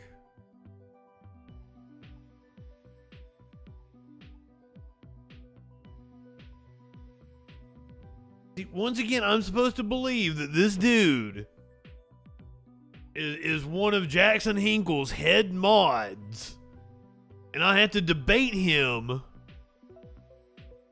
before I can talk to Jackson Hinkle.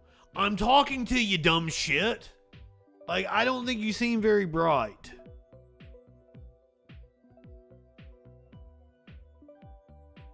You seem like Turbo Moron to me.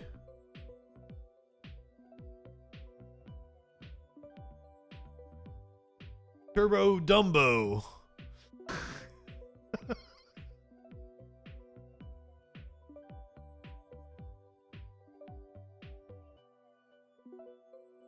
Turbo dipshit.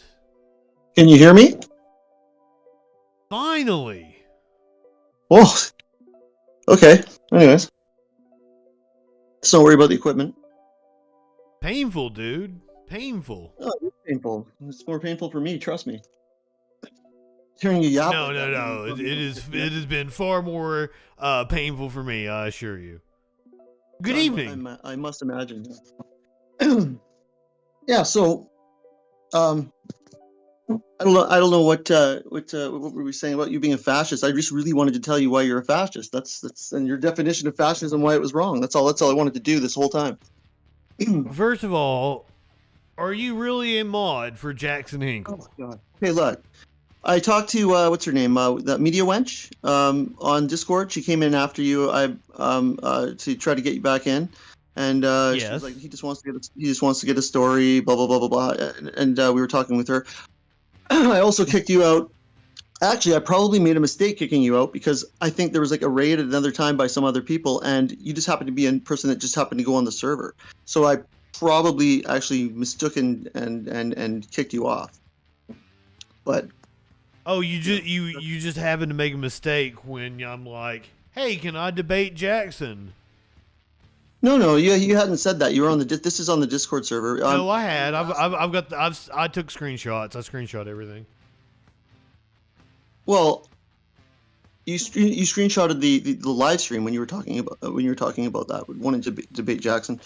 No. It was in the Discord. You were talking to me in the Discord? Somebody told me I had to debate you in order to get to Jackson. I'm like, well, hey, hook me up. Let's do it. Yeah, that's fine. That's fine. But I mean, I'll see what I can do. I mean, people certainly gave him a chance, right? I mean, there's no reason why. Exactly. Thank you. I think I like you. Okay. I'm not so exacerbated about it now. Yeah, I mean, I'm just trying to. I just don't know. I listened to you for a couple days, or a couple episodes, and I'm just like, I just am so fascinated and bewildered about like why you people think like people like Jimmy Dore and people like Jackson are far right. That's just it just blows my mind. I don't necessarily think that they are far right. I think they are grifters. You think they're just grifting on popular ideas? That's just wherever they're going. Unpopular ideas? What do you think they're grifting on? Like, I don't understand. Like what could they possibly be just grifting on? Like the things that they do are pretty unpopular. I mean, like generally speaking, right? I mean, what sort of new wave sort of thing do they catch on to and sort of like you say it's unpopular, but it got Jackson on Tucker Carlson. Okay, well, yeah, okay, so. You're saying that sometimes, well, it does work against you, or stuff like that does work for you sometimes. You're right, and that did happen to get him bumped up quite a bit because of the. But as far as it goes, I mean, his PayPal, his way of being paid, everything else has been cut off. I mean, it's not really the optimal way to go just to get sort of like, recognized. It's pretty suppressing. It's not exactly the type. Why did his? Okay, I actually don't know that much about him, so I have no idea about his PayPal being cut off or anything. Well, I like to talk about like facts and data and shit. That's my kind of thing. Well, yeah, no, it's been well known. Like he's been demonetized on YouTube. He's been taken off PayPal. I don't really know who he is, so like the fact that he's been demonetized on YouTube means nothing to me. And also, like most of my videos get demonetized. Just talking about politics. He's been utterly completely demonetized. He cannot make money on YouTube. Do you know why that is, Turbo Jerko? Do you know why YouTube does that? I do know why YouTube does that. He had two strikes on his channel, and then they demonetized him. But what's the reason for giving out the strikes and having the policy that they have on monetization? It was just basically they didn't give him a response. Like, oh yeah, it was basically on his situation on YouTube. It was actually a mass reporting. It was actually from a Ukraine like a Discord group like that basically plotted against him and mass reported him, and that's what caused the strikes and the demonetization, which you had to go to Rumble for. Okay, but I mean, YouTube has an incentive to try to sanitize their platform for advertisers, correct? Mm-hmm. So my kind of content where I'm sitting here smoking pot and talking about controversial subjects and shit, like none of my videos are monetized. Like I might not have monetization taken away from me the way Jackson did. But we're talking about like super chat and all these features are completely removed. He's not allowed to have a super chat. Because they want to encourage a certain kind of speech that is advertiser friendly. Right. Well, sure. I guess, and that's their right. Right. He's more pro Russia. He's saying things about the Ukraine. I don't think it has anything to do about being pro or anti Russia. I think it has to do with no. Like, are you telling me that somebody at YouTube is sitting there reviewing his content and it's like, I am demonetizing him because of his view on this? Well, in fact, no. First of all, like almost all instances, perhaps with Jackson because he's a little bit bigger, he has gotten actual human eyeballs. But most of these instances are automation, correct? Most of them are, yeah. Jackson may have gotten human eyeballs on his issue because he is a little bit bigger. Well, they mass reported. It was mass reported by a whole bunch of people. It was. But I'm wanting to talk about incentive structures of the system that we live in and how we can change those structures, right? So that YouTube isn't incentivized to stifle certain kind of speech for their advertisers. Well, I mean, you were just kicked off of Twitter, weren't you? Yes. Yes. I mean, what did you get kicked off Twitter for? Probably mass reporting, right? I think so. I think it was a bunch of the fans of the Christian rapper that I debated the other night. I don't understand. What are you laughing about? I'm just laughing at debating a Christian rapper. That's funny. You know, what happened? It was fucking wild, dude. It was fucking wild. Go back and watch it. Okay. I mean, to get mass reported on that, I mean, that's bullshit. That's unfair. I mean, if you got bullied by a bunch of people, you know, just upset with their person that you were debating or whatever, I mean, that's unfair. I mean, like, you know, I mean, Twitter's a different story, but I mean, but that's gonna happen. It's gonna happen with any group, with any person who's a public figure. Like, that's just gonna happen. The issue that we have is the capitalist incentive to sanitize your platforms for advertisers. And I don't think a lot of commentators really call out what's really going on. Of course not. But I mean, you can talk about YouTube on YouTube, and you can complain about YouTube on YouTube. But you framed it like Jackson Hinkle has this, like, they're personally out to get me for my political views, and that's not at all what's going on. I think they're personally. But I would argue that it is very good for his personal brand to act like that's what's going on. I think that's misleading his audience. Okay, no, I see your point, but in lots of senses it is, right? I mean, it's a marketing ploy, and I fucking hate that shit. Fucking win people over with your talent, not with your stupid big tech's trying to cancel me. I'm sorry to talk over you. Go on. It's not a big marketing ploy though, man. It's not a big. He would. I guarantee he did not plan on losing his payment methods. I mean, all the payment methods they all ditched him. He cannot use PayPal or anything or Venmo. He can't do it for his own personal reasons. He can't do. It's all gone. Like, he cannot receive money. That's not necessarily a marketing ploy. I mean, like, they really are after him. Who? There's no nefarious who. Like, who? Like, yeah. Well, for instance, like if you took a moment to look, I mean, there actually is proof of the what I said about the YouTube about the Ukrainian sort of bot army kind of coming in and mass reporting them. Yeah, but that's like fucking do people mass report me all the time? Like it's just a thing that happens. We have to change the incentive structure of the platforms. Sure we do. But I mean, I'm just saying that I don't think that Jackson's using it as a marketing platform. I think he is. I think it's it's a lot what the right wing does and claims persecution. Right wing? I mean, how do you think that he's right wing? In what way? Well, I don't know enough about him to even say that he's right wing. I would actually like to talk to him and find out what he actually believes and where he stands on policy issues. I mean, coming at you like he'll tell you he's a communist. I mean, he'll say every time I've seen him appear somewhere, like I haven't really heard him talk about policy. It has been an appeal to some sort of cliquey nature. It has been YouTube, Twitch drama, and it hasn't really been about facts or data. He talks about policy all the time. He talks about policy all the time. He's really thorough. I would love to fucking talk to him then. Well, I'm sure that can happen, but I'm just saying, like you know, the other day when you were watching Jimmy Dore, I think, were you watching Jimmy Dore on your channel, or was it you're talking about Jimmy Dore? Somebody brought up Jimmy Dore. A caller brought up Jimmy Dore. I'm bringing up Jimmy Dore just because I'm wondering like why you think that he's far right or why he's right as well. And he talks about policy all the time. I mean, I can't think of one right wing policy he talks about. I mean, I don't see how you'd even think that. Here's my issue with Jimmy Dore is that if everybody is getting behind this presidential run, that is a grift. A third party is not going to win nationally. Anybody who is trying to make a national attempt at a third party is just a grifter. You have to build a party from the ground up. And my thing with, hey, Turbo Jerko, have you ever worked on a campaign?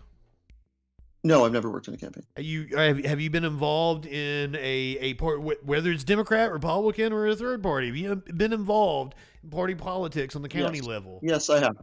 Cool. That is awesome. That is a rare response to get. So thank you for that. It's a rare response? It's a very rare response. Yes. Why? It's a rare response from people that usually are coming from your position, advocating for these third-party campaigns on the national level, because people that actually know how politics works don't usually fall for the stupid I know ass all grift. about the like making a third party, the infrastructure that has to be done, and all these. It's almost impossible. I understand all this. Like it's not impossible. It's not impossible to go out here and win some seats on your county government or your city council. Well, yeah. I'm, but I think the idea is to hijack something else. That's what I'm pretty sure. Like there's a lot of talk about, well, cool. You and I are just one individual, and we don't have a lot of fucking power at the national level. No. But you and I have a shit ton of power if we go and apply ourselves at the local level. And if you do that inside of any kind of party apparatus, you are doing what you can to move that party towards your political leanings. And sitting around and bitching about it on the internet is not doing that. No, I'm just interested in your mindset. Like what when you say like Jimmy Dore is a right wing, I mean like it's just weird when you're analyzing Jackson's show on or his appearance on the Tucker Carlson show. I mean you were commenting on it. You said he mentioned George Soros and Carl Schwab, and you said anti-Semitic going on here. You know that's not anti-Semitic. You know that those about Carl Schwab, and you know who George Soros are, right? You know the World Economic Forum, and George Soros is a investment banker. Yes, I know. But you know that it's not anti-Semitic to call them, evil sort of plotting. It's not anti-Semitic. He called it anti-Semitic. Here we go with the anti-Semitism. It's not anti-Semitic.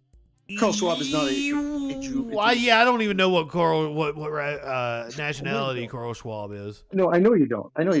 He's German. He sounds like when I hear George Soros, it's usually a stand-in for the Jews. Do you know what George Soros did? Right, George Soros was like he collaborated with He's not in anything to do with Jewish people. I mean, George Soros is not. George Soros is a Jew. He's not. He's by ethnicity. He might be a Jew. You might call him a Jew. By ethnicity, he might be a Jew. Well, by meaning of dude, I'd go ahead and stop on this one. You'd turn that car around. What? Dude, George turn Soros, that car do you know around. anything about George Soros? George Soros has nothing to do with the Jewish community whatsoever. If you knew anything about him, you would not be like referring to that as an anti-Semitic conversation or anti-Semitic sort of comment. I just turn this. No. And this isn't debating George Soros personally. I just know how the right uses George Soros. It's a fact. I'm just trying to say that you know, like when you said those comments, it was like I was just like, what? You totally critiqued the whole segment like completely backwards. It was just like, what the fuck? Have you ever seen Schindler's List? Yes. Did Schindler corroborate with the Nazis or collaborate with the Nazis? Oh yeah, it's not the same thing at all. And is it not? It's not, and not only that. It is, Jerko. It is, man. You're being very selective, but like I don't even. Oh man, they're redeeming the hang up on you. Well, anti-Semitism is a pretty heavy like sort of thing to say. It is like that's the way the right uses it, man. Like you remember the Jews will not replace us, people on the Unite the Right rally and everything. Like this isn't like it's uncommon. Well, it's the same thing. And I want to know what. You said you're okay, I've got to hang up on you because they redeemed it, but I want to ask you a question. What is it that George Soros did that I should be concerned about? Oh, he went door to door with Nazis into Jewish homes. No. What is he doing now that I should be concerned about? Investment banking? Oh, well, he's basically part of the World Economic Forum. And if you don't buy all that stuff, but the whole globalist scare, the Great Reset theory. Yeah, you think it's about. But like I've heard that conspiracy for years and years and years, just because some unaware dumbasses at the World Economic Forum who are completely. It's right on the open. They're doing it right in front of you. It's not even a conspiracy. It's not even. It is, man. It is a conspiracy. Well, and the reason why I know it is a conspiracy is because I was there. I used to believe that shit. Used to believe it. It's not really a belief thing. It's kind of like something that's happening. And then I went back to college and I got a degree in philosophy and had to take classes in logic and practical reasoning. And I had to question everything that I believed. And I came to the conclusion that a lot of the shit that I believed was bullshit. Really? So yeah, I was a 9/11 truther and shit. You don't have to. It's not like a 9/11. No one knows what the fuck happened in 9/11. Oh, I do. I read the 9/11 Commission report. Motherfucker. And I know what they leave out, too. Actually, like, who did it? I mean, no one knows. Really? I mean, like, the people that... the Saudis financed it, and then like, 19 hijackers carried it out. We do know who did it. That's... Sure. Yeah, sure. I mean, like, whatever's written down might be the way it is. I'm not into... Are you saying that the Saudis didn't finance 9/11?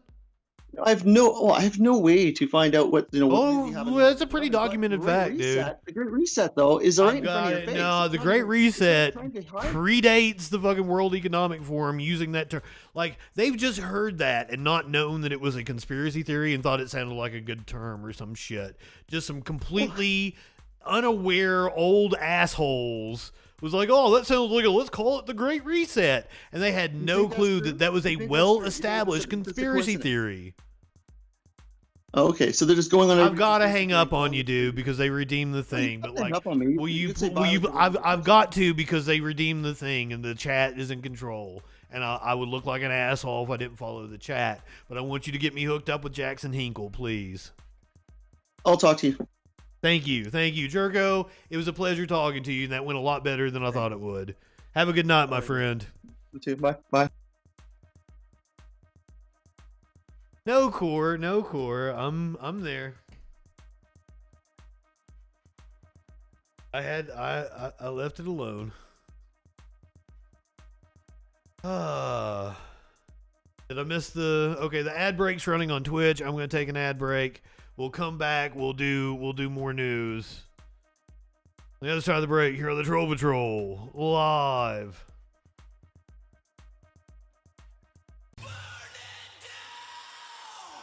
This is WWE superstar and multiple-time champion Seth Rollins. Seth is one of the top wrestlers in the industry, and never in a million years would I expect that Seth would be spying on me, or at least following me on social media. You see, A few years ago, around 2015 or 2016, Seth started referring to himself as Seth freaking Rollins. Now, Justin, you may say, your name is Justin Freakin. That's not very similar. And you'd be right. But I actually rebranded myself as Justin Freakin after Rollins blatantly stole my gimmick. Before last year, I went by Justin Freakin Mullins. Justin Freakin Mullins. Justin Freakin Mullins. I am on film and audio, calling myself Justin Freakin Mullins several years before Seth Rollins. And if we take a trip in the Wayback Machine, we can see that I've actually been using the appellative since I was in high school. If this was Seth's only offense, I might let it slide.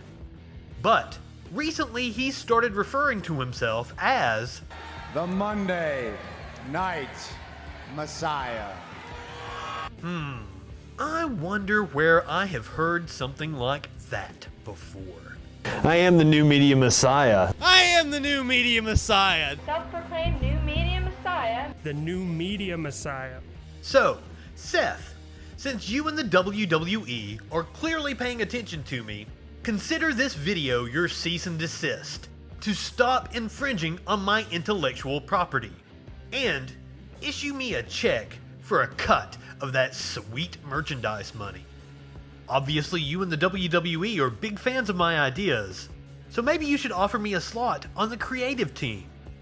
Anyone who has watched Raw in the past decade knows you could use the help. And if you're watching this video and you're not Seth Rollins, check out the links below to learn how you can contribute to my legal fund.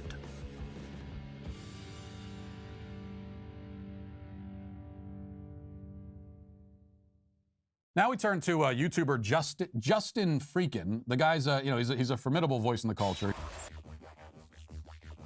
Uncensored and unfiltered political talk and debate from a leftist perspective. The day's top news stories and videos with astute social commentary. Not high enough for this shit. All we're establishing is this guy's wicked sick aesthetic. Right-wingers are morons. You brought back the wrong kind of fucking cake, you idiot. Guess I gotta thank Matt Walsh for introducing me to Justin Freakin. Yet you're like, we'll pray for somebody. You think you can telepathically communicate with a deity, and you have the audacity to say somebody else has a mental disorder. For the love of God.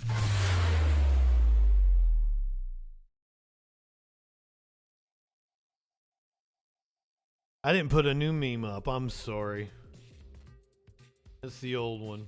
Let me go find a new one for you guys.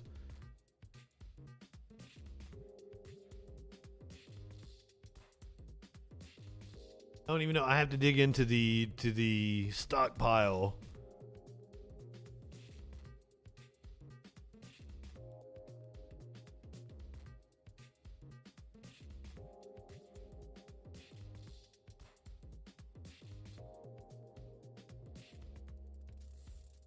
Here you go. Here you go. How men who hate Donald Trump check on their muffins. So many people sent me that one.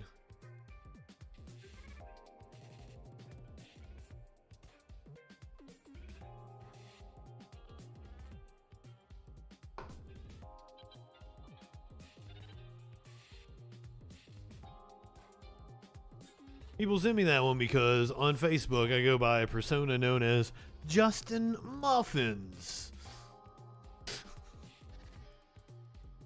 Where I put muffins on memes like that.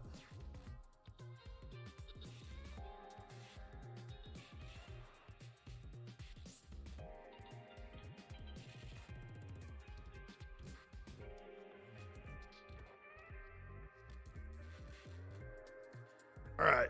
We already covered Ian, didn't we? Now we gotta talk about Iran.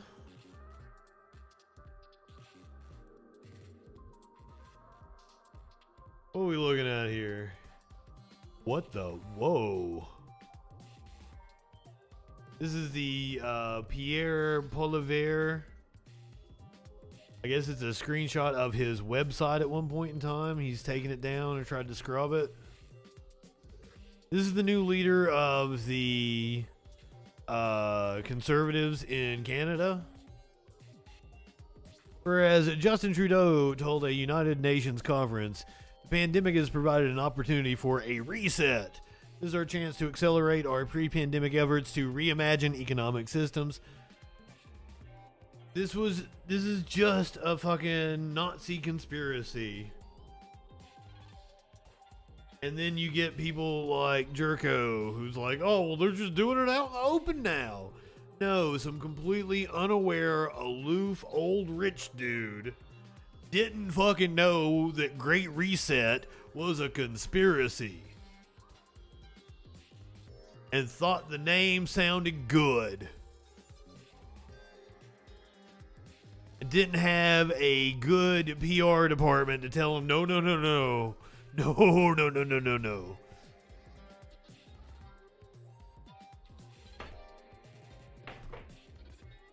I'm tired of hearing about it.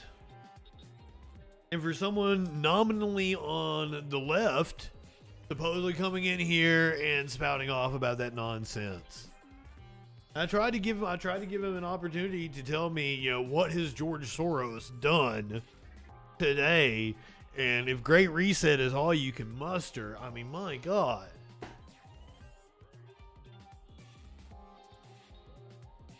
I want to talk about something tangible, not just your idea of some World Economic Forum proposal to do what? The World Economic Forum has no goddamn power.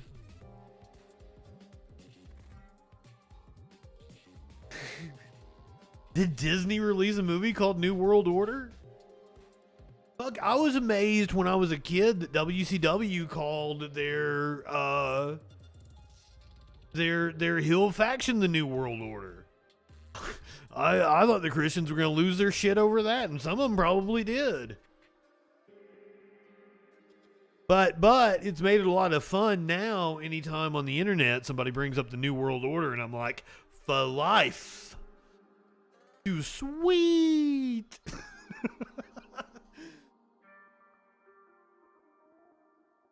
I hope I still get to go on Jackson Hinkle. Or Jackson Hinkle comes here. Either or, I don't give a shit. I kind of prefer Jackson Hinkle to come here, but that's just it's the new Captain America film. Oh my God.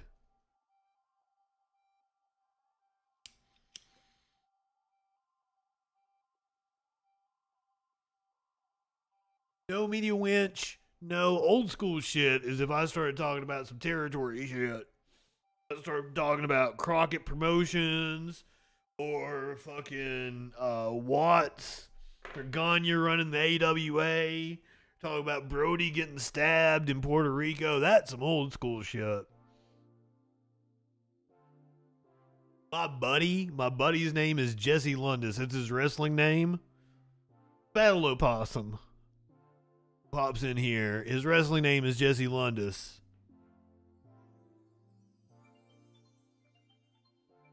Is it John Lundas? That's who he named himself after. A fucking classic wrestler from back 100 years ago in the carnival days. That's having two best friends who were absolutely obsessed with wrestling. Not cool enough for this.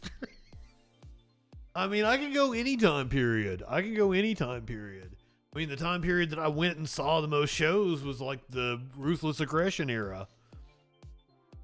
But I've seen several Raws, SmackDowns. I saw the ECW revival.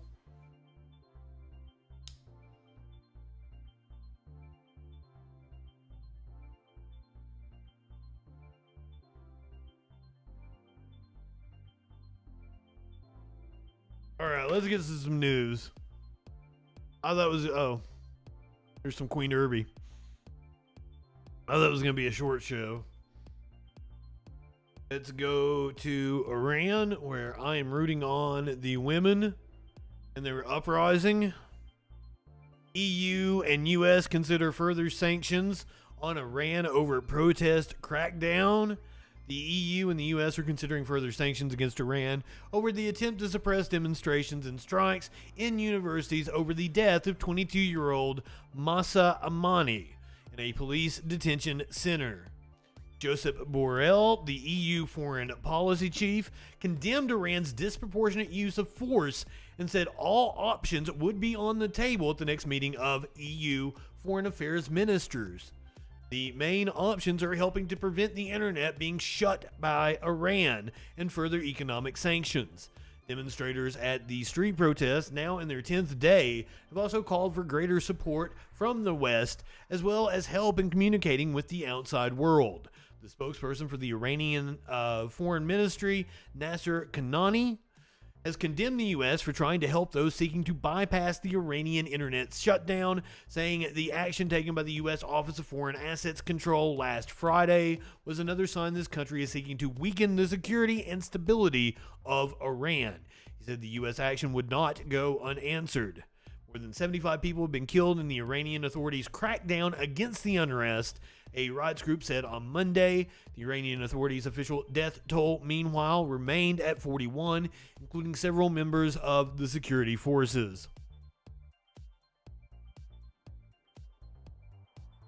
Also, earlier, I believe I referred to the shooting in Russia as having happened on Monday and being in the past.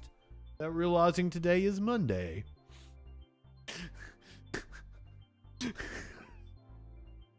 I'm an idiot. Iran's pro-government counter-protesters are trying to change the narrative. Government supporters have taken to the streets in recent days amid widespread protests following the death of Mahsa Amini.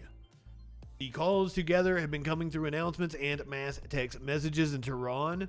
But with international attention on the protests that have rocked Iran following the death of a woman in the custody of the country's morality police. Up yours, woke moralists. We'll see who cancels who. The mass gatherings called for in the messages have been to show support, not opposition to the Iranian government. The calls followed a similar effort 2 days ago, following Friday prayers, which saw thousands join. The demonstrators are part of an effort by Iran's authorities to push back against what they have termed the norm-breaking behavior exhibited during 9 days of protests across the country since the death of 22-year-old Mahsa Amini. The counter-protesters have carried religious symbolism in support of the theocratic establishment that came to power in 1979 following an Islamic revolution, as organizers claimed copies of the Quran and Iranian flags have been burned during the protests. Government supporters have also denounced what they perceive as foreign intervention in Iran's affairs, especially by the United States, which has supported the protests and earlier this week said it would make an exception to its comprehensive sanctions regime against Iran to alleviate internet disruptions. State-organized gatherings have always enjoyed full support from police and security forces and are widely covered by state television and media. Anti-government protests, during which demonstrators often chant slogans against the establishment and its leaders, are not sanctioned and are dispersed by security forces. The latest pro-government gathering on Sunday comes as President Ebrahim Raisi and other authorities have promised to deal decisively with those who oppose the country's security and tranquility. So let's watch this video that they've got on the protests. This was the detention where she fell ill. Oh, I'm sorry. Let me go back. My opinion, they should remove the hijab altogether. Anyone who likes it can observe the hijab, and anyone who does not like it does not need to wear a hijab. As a citizen. The Interior Minister of Iran said they need to wait for an autopsy because she apparently had a series of previous medical problems. Of course they would say that. Her family has refuted the claims. She suffered from pre-existing medical conditions. President Razi ordered an investigation. He reportedly called Amani's family on Sunday and promised results. ACAB means them too.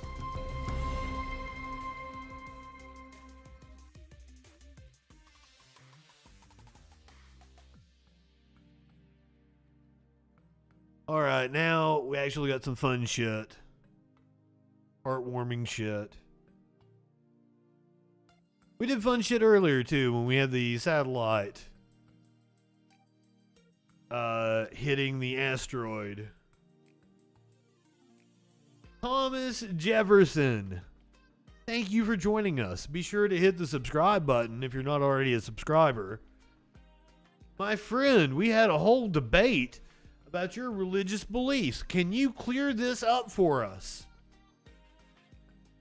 What were Thomas Jefferson's religious views? So glad you're here.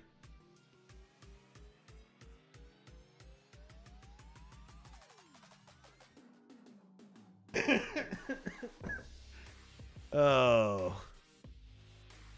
Who told you that Nostradamus has never been brought up on my stream ever in the 2.5 years, almost 2.5 years I've been doing this?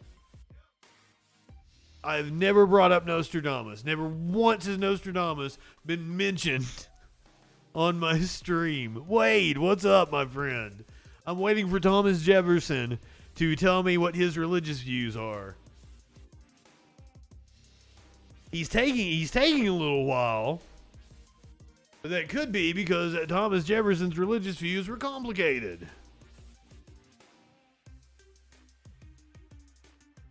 Fuck, that's close enough. I like you, Thomas Jefferson. We're friends now. Don't fight it.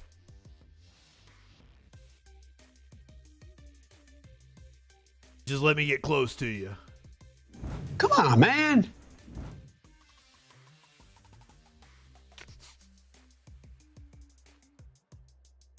Hey, Justin, are you trolling? I called him an agnostic the other day. And then after reading I was corrected on my YouTube, the Monticello description of his religious beliefs, I thought, well, it was kind of wrong for me to call him an agnostic. But then I thought about it some more and like, yeah, it really described an agnostic. Like it's hard to pin his actual beliefs down. Kind of ironic that you have a picture of David and Goliath. Indeed. I think deist may be too strong. Like I described Franklin and Washington as deists. But like reading what he actually believed made him sound more like, a enlightened pantheist of sorts, which I guess could be described as a deist.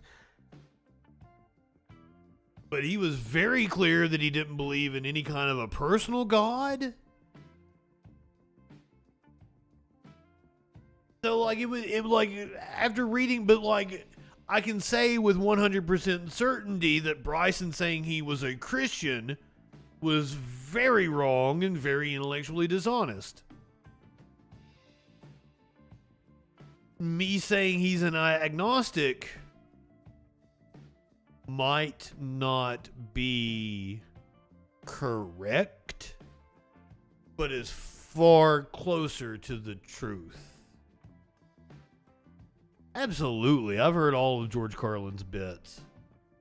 From the beginning of his career, like I've got like audio recordings, I got all the albums, all the specials.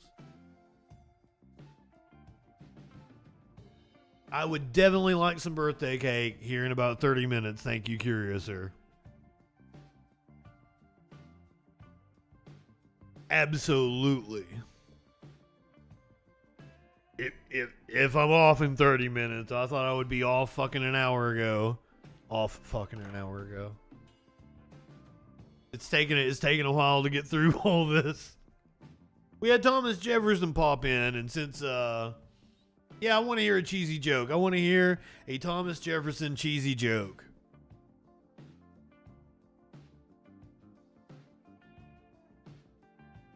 Since we had Jefferson pop in, I wanted to make sure to question him on his religious beliefs since he came up the other day. How do Italians smoke? Is that smoke leaf? Is that smoke pot? Is that what you're asking me? How do Italians smoke pot? How do Italians smoke tobacco? I don't know what your emote translates to. I would translate it as sweet leaf.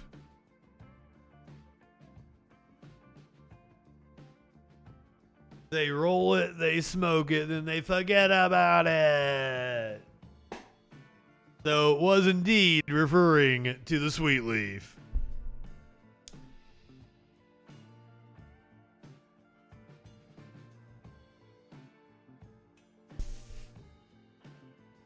Yes, Curiouser, that's what I need. I need you over here in the corner just the whole show. Like anytime there's a cheesy joke.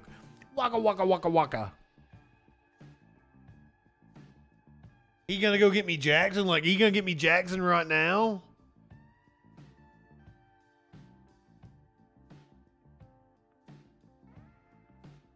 You gonna go get me Jackson right fucking now?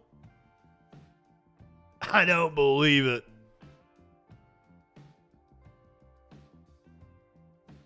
Media Winch, thank you for being my secretary on this matter, apparently. I would have done it myself, but they blocked him. Or they blocked me.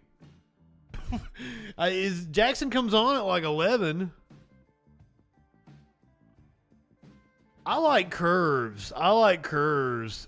Thomas Jefferson, so ain't nothing like sticking your face in a big fat ass. That's just my thing. Just saying.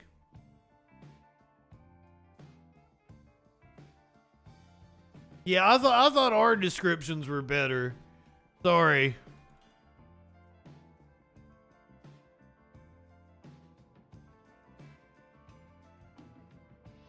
You should have stopped while you were ahead, Thomas Jefferson. You did it with the first one, and then the second one you overstayed your welcome. There's an episode of Seinfeld about this where George decides to leave on a high note.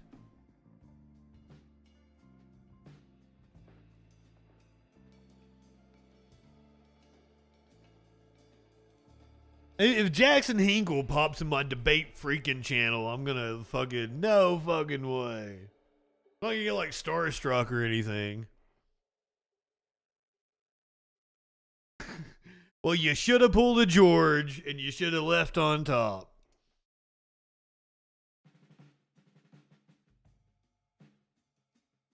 Just like my friend Bob Sacamana.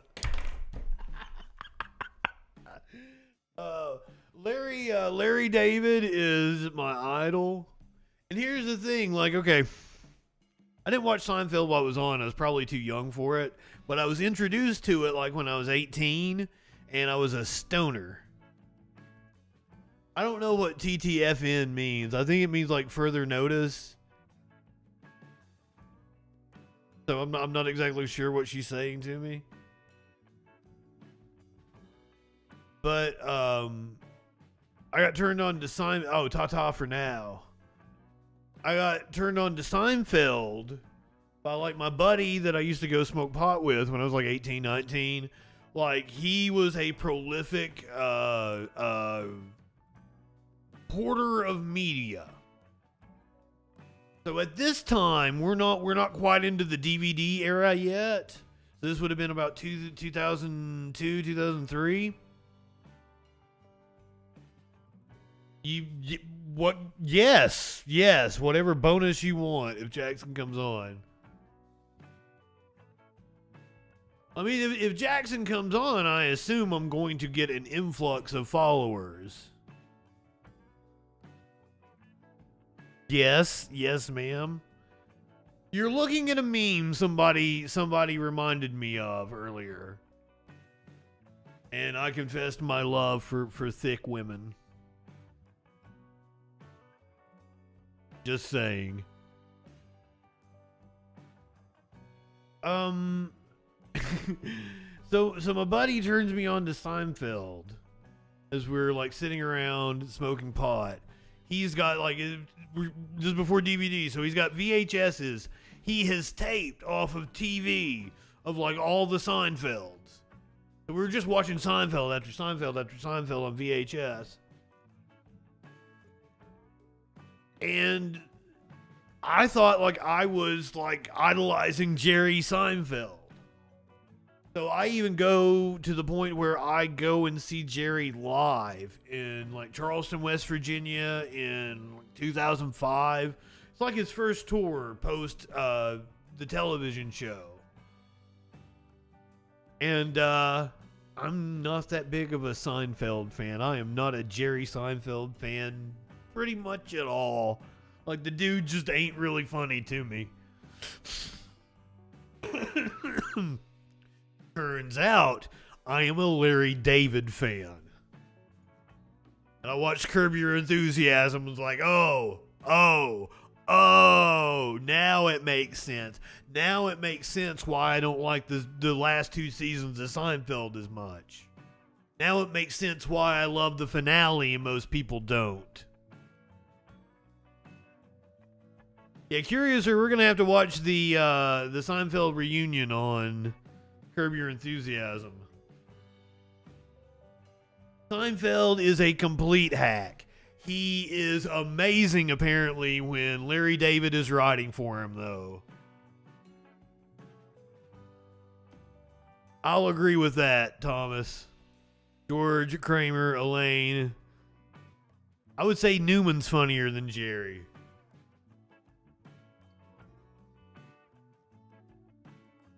All the ancillary characters. George's mom and dad.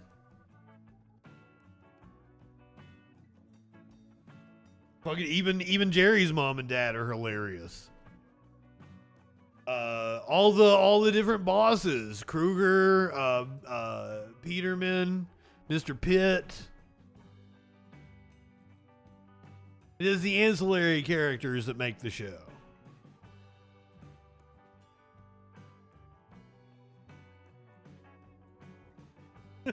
Now we're talking Steinbrenner. Oh my god, and that's Larry David as Steinbrenner.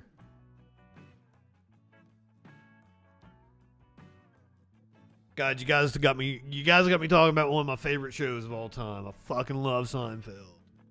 And like I wouldn't be able to tell you like what's my favorite show. Is it Seinfeld? Is it Curb? Is it Sunny? Is it South Park? It's one of those. Like it depends on like, you know, which one I've watched most recently. Fucking Bryan Cranston is the dentist. That's one of my favorite episodes where Jerry goes to his party. The guy in the cape is also played by Larry David. Yes.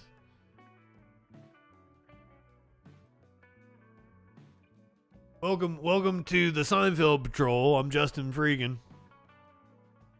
We're here talking about how much we love Seinfeld. Sonny is always hilarious because of the implication. I love when Charlie goes on the date with the woman and they tell him to say that he's a philanthropist. A philanthropist. And he says he's a full-on rapist.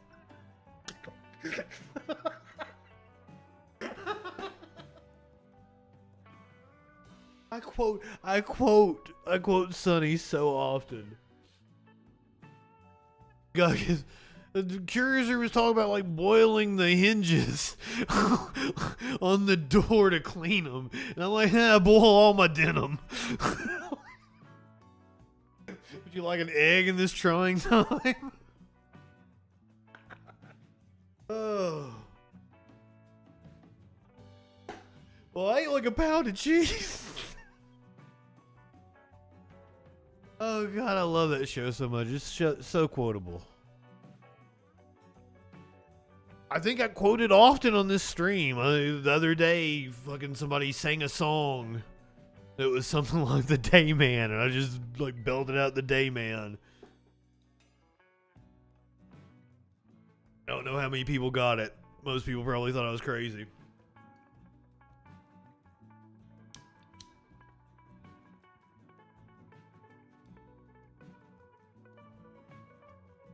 Denim chicken.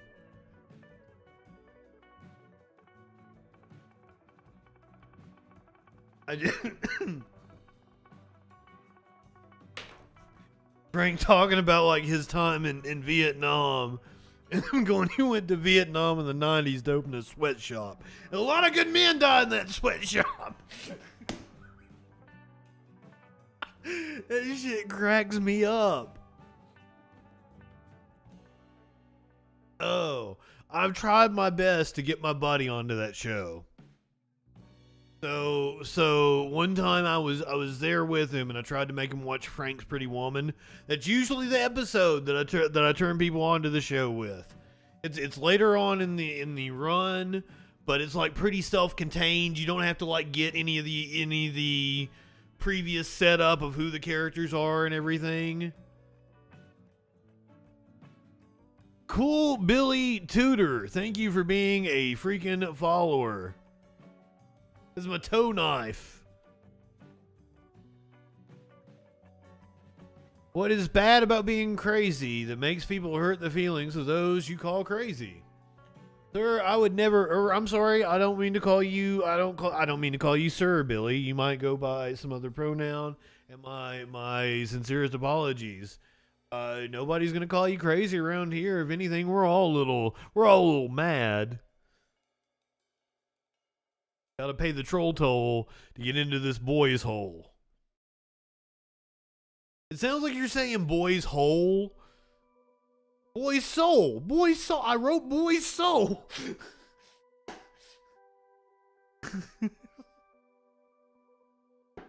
Oh my god. We just sit here and we get like I think I made a Sunny reference. Yes, the spaghetti day. I wrote up spaghetti day last night.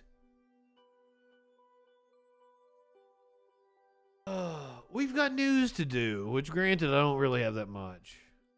What are we talking about over here? Oh yeah, Nostradamus book sales skyrocket after the prediction of Queen Elizabeth II's death. Book interpreting the prophecies of 16th century French astrologer Nostradamus is flying off the shelves after it apparently predicted the death of Queen Elizabeth II. The book, Nostradamus, The Complete Prophecies for the Future, was published in 2005 and is an interpretation of Nostradamus' Les Prophéties, a collection of poetic prophecies. The book, authored by Mario Reading, has sold more than 8,000 copies since September 17th, compared to just 5 copies the week before the Queen's death.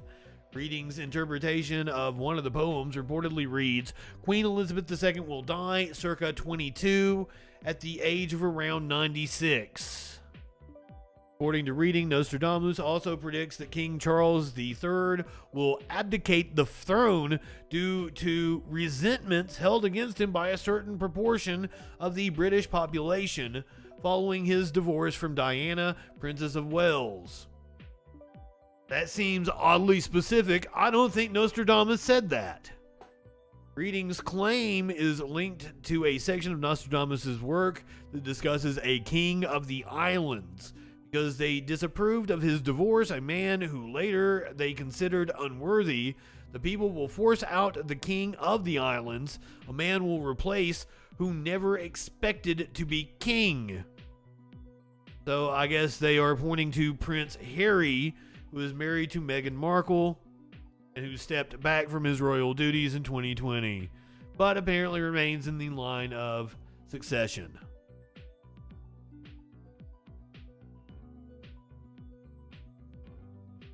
So there you have it. Now, it sounds like you are hearing some poem interpreted with a modern lens.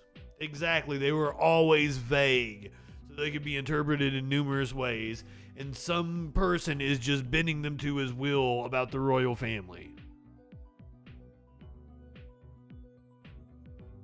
But and by the way, since we are talking about the Queen once again, allow me to break out my Queen graphics. You know, Kanye West had to make the Queen dying all about him. Kanye West understands how the UK is feeling. I lost my queen too. Watching Kanye West try to empathize can feel like watching a giraffe limbo, but Ye gave it a shot following the death of Queen Elizabeth. London, I know how you feel. I lost my queen too. West seems to be referencing his messy 2021 divorce from Kim Kardashian. Oh, God. I don't know. I don't know why I even brought that up. I just thought it was funny.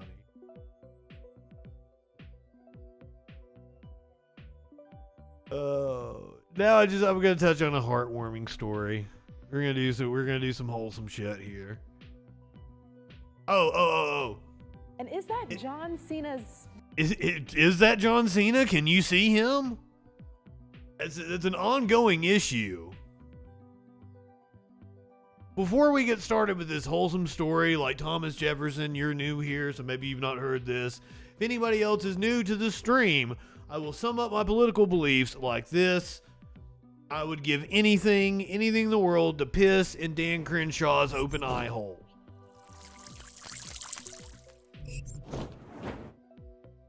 Give me that eye pussy.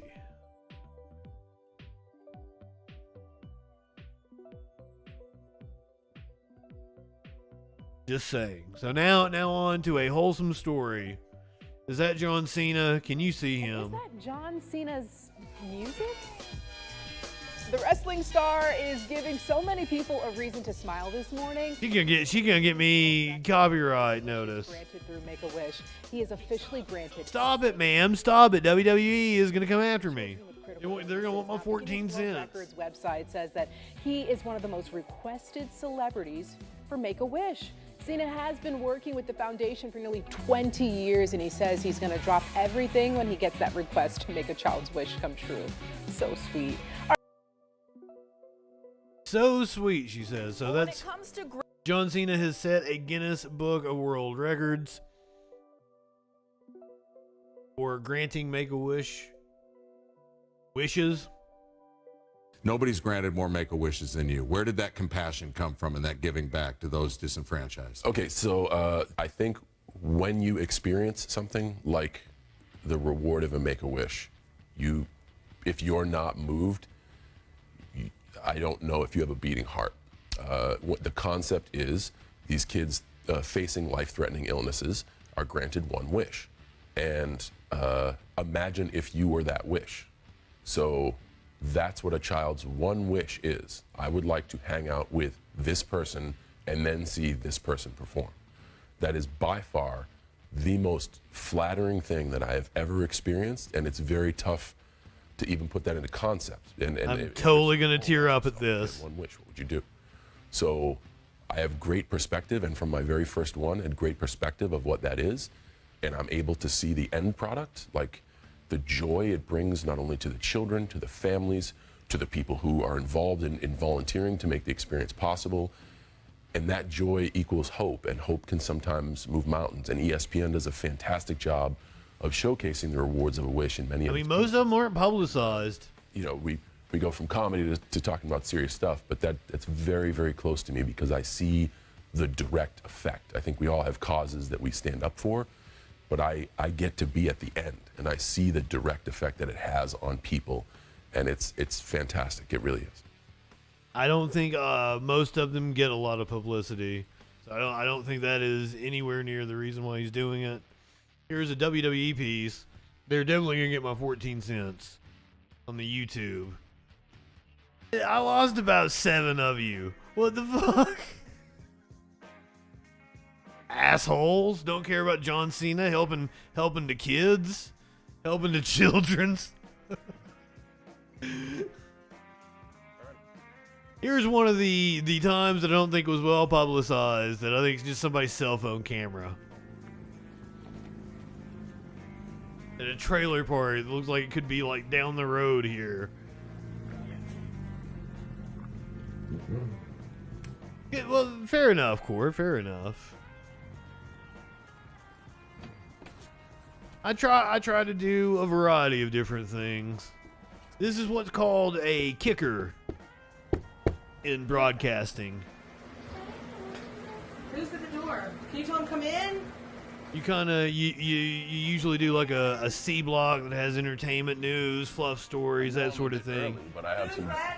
You do a kicker story For a very special birthday boy, who has a very special birthday on June 1st. Oh no, Mox, no! I loved the Doctor of Thugonomics. Who is that? Diego, my name is. Seriously, Ray, I would be the last person a kid would want to meet. And I really wanted to. But if I was ever in that position, I don't see how I could turn it down. Absolutely one of my heroes. I got Oh. Like you said you wanted a John Cena themed birthday party. So I'm gonna help make that happen. And I know I'm a bit early. I know your birthday is June 1st. But I'm gonna be flying across the country on June 1st. So I figured maybe we could. They probably had their cell phones going inside the house. Like, for a little bit? Maybe the family probably knew that John Cena was coming. Yeah? You can tell me some of your favorite. That's not just something that happens, but the kid probably didn't know. Girls you don't like, some of the guys you Or don't some like. of the kids. I know a lot about WWE, so if you had any questions, I'll be able to answer them for you too. Do you want to check out your birthday stuff? Oh.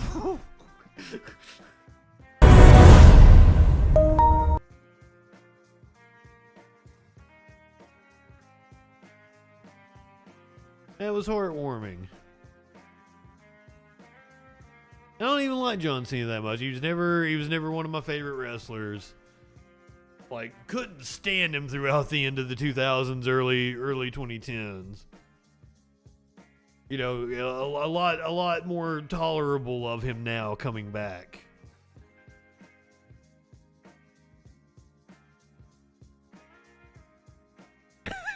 Your kids think they're meeting a celebrity every time they meet some?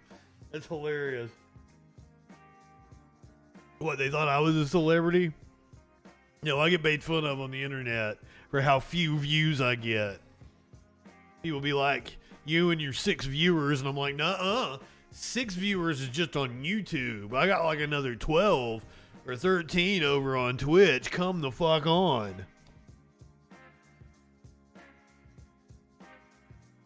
So yeah, Ray, apparently John Cena is super cool to meet, but not a cool guy to date.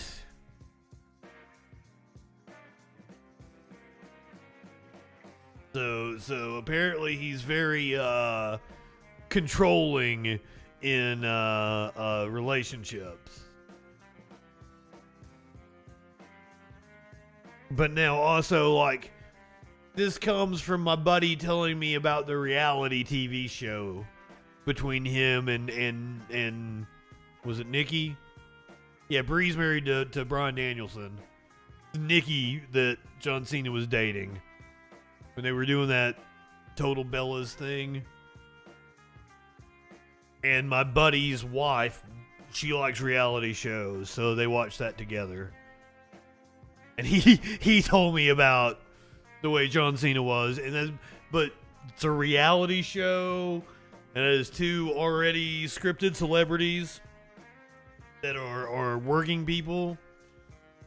But like the way Nikki talked about it was like he was very, very controlling, and I could totally see that. Because I think he was from a military family or some shit, right?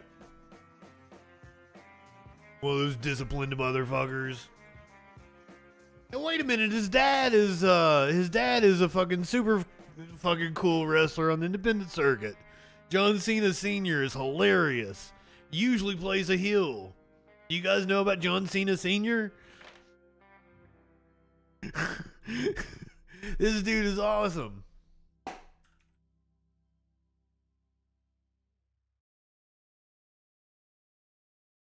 Yeah, he made a few appearances on WWE. But like he runs a wrestling promotion. Oh, here's a local news hit on him. For all you peasants out there and all you losers, I just want to tell you something. Love cannot be bought or sold. but must be given openly. Well, he's a minister too. You couldn't possibly reach the position that I have or the wealth that I have. The new Mr. and Mrs. Delicio! John Cena Sr. is a lot of things. A villain performing in the Millennium Wrestling Federation.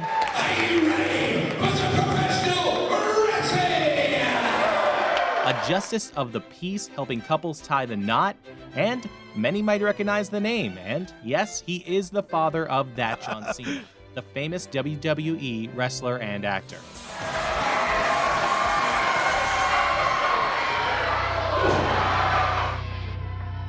The Massachusetts native entered the world of wrestling soon after his son entered the scene, trying out as a ring announcer before the interviewer, Knuckles Nelson, suggested another role. He said, I need a bad guy. I need a heel. What do you hate most? You hate people that have money?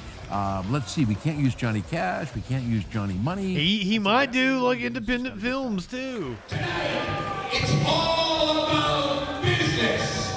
It's all about me. In the local wrestling scene, he alternates between Johnny Fabulous and John Cena Sr. as a heel manager, bringing the drama to the ring on the regional wrestling Johnny Fabulous. Sometimes on the WWE stage, being a man that fans love to hate. He cares only about himself, only about winning. Money, money, money, money. Champion, champion, champion. In one of his performances with his son John Cena, he suffered serious injuries after getting kicked in the face by another wrestler. Don't let anybody tell you that wrestling's fake. I believe Randy Orton punted him. Stitches, unconscious, concussion, and dislocated thumbs, knees. There are a lot of people. Also, I think he's working right now. I don't think he actually injured himself. You put your life on the line for the fans out there. And fans love it, showing a lot of love or hate for Johnny Fabulous in and out of the ring. Johnny Fabulous. Events throughout the region. I've got the brains. I've got the money. As a justice of the peace of this great Commonwealth, I do hereby declare husband and wife. He definitely has fun with his ties to wrestling and his son in his other role as a justice of the peace, stepping out of the ring and watching newlyweds exchange their rings on their special day. I called him a minister because he has the collar. Fans and want a wrestling style wedding, so we bring the belts in. We'll bring some stuff in from the wrestling circuits. Sometimes I'll joke. I will say at the very beginning of the show, "Good evening. My name is John Cena Sr." You can't see him, but you can see me. All right, for people not caught up in their memes, his son's signature move. Have a good night, Virtual Wrong. In front of his face and taunting that the opponents can't. Yeah, I'm getting ready to dump you guys here and just say we're just killing time now. 2000s. I don't know what I'm killing time till. I don't think my lady Media Witch is on tonight. Tender words and still hyping the crowd. I'm looking around, I see little teardrops. If you cry, you kiss the justice. I'm ready to dance. I don't know about you all. I joke all the time when I do this, but we know when to laugh and when to be serious. Years ago, John Change out Meltdown Monday. Let me do Muffin Monday. To be the justice of the peace in West Newbury, and has been marrying no more Meltdown Monday style for the past 16 years. Oh, that was just a hiatus. It's one of the most Is it important permanently days gone? you have, outside of having children and buying a home. This is your day. You want the memories. So let's have some fun. It's a wedding, not a wake. And if I happen to offend anybody during the ceremony, I really don't care because I'll never see you again. So don't worry about it. Just relax. It's going to be fun. For John, who's gone through a divorce himself, and found a new life, I like his dad better than him. to be sure to prepare to bring out the best in one another while weathering the worst. Start with best friend, because as you make and travel this road called marriage, there are a lot of bumps, there are a lot of curves. Together you can navigate any road. Love is a wonderful thing.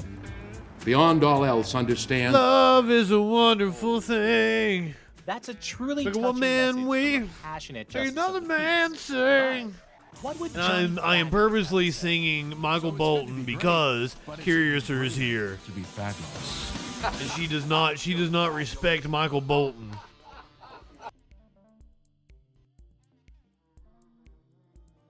Like I don't understand. Like You know, in the 90s, I understand it was very much in vogue to hate on Michael Bolton. I don't mean in vogue the band. But I'm never going to get it. I'm never going to get why people don't give Michael Bolton his props now looking back on it. Did you see what I did there? Never gonna get it, never gonna. That was so corny. It was so fucking corny. I'm gonna see myself out now. I'm gonna play you guys a video of a pity. You're gonna get a pity that's apparently like fostering some puppies that aren't the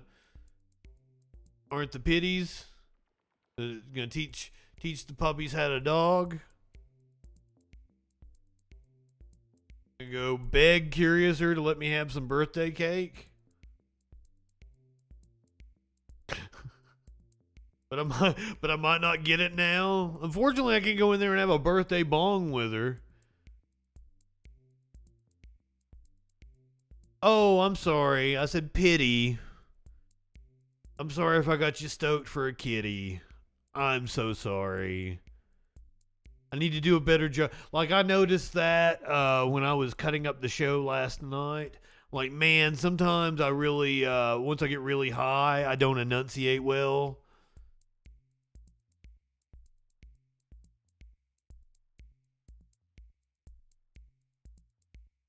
So that was totally my fault. My Appalachian accent probably came out.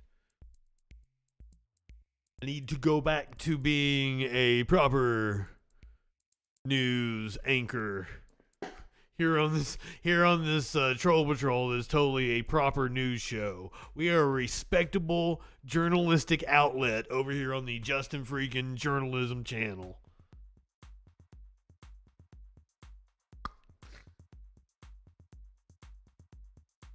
I don't know who to rate on Mondays now.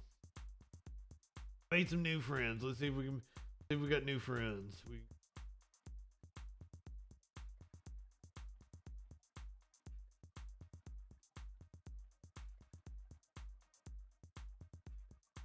We're gonna check out Woke Potato. I was on a panel with Woke Potato the other day. Potato seems cool. We're gonna go see what they're into. Give them a shot. Go be cool, give them a follow and shit. Light one up, tip one back. It's all right to have a little fun before you hit the sack. I'm Justin Freakin. We will see you tomorrow night on the Troll Patrol live.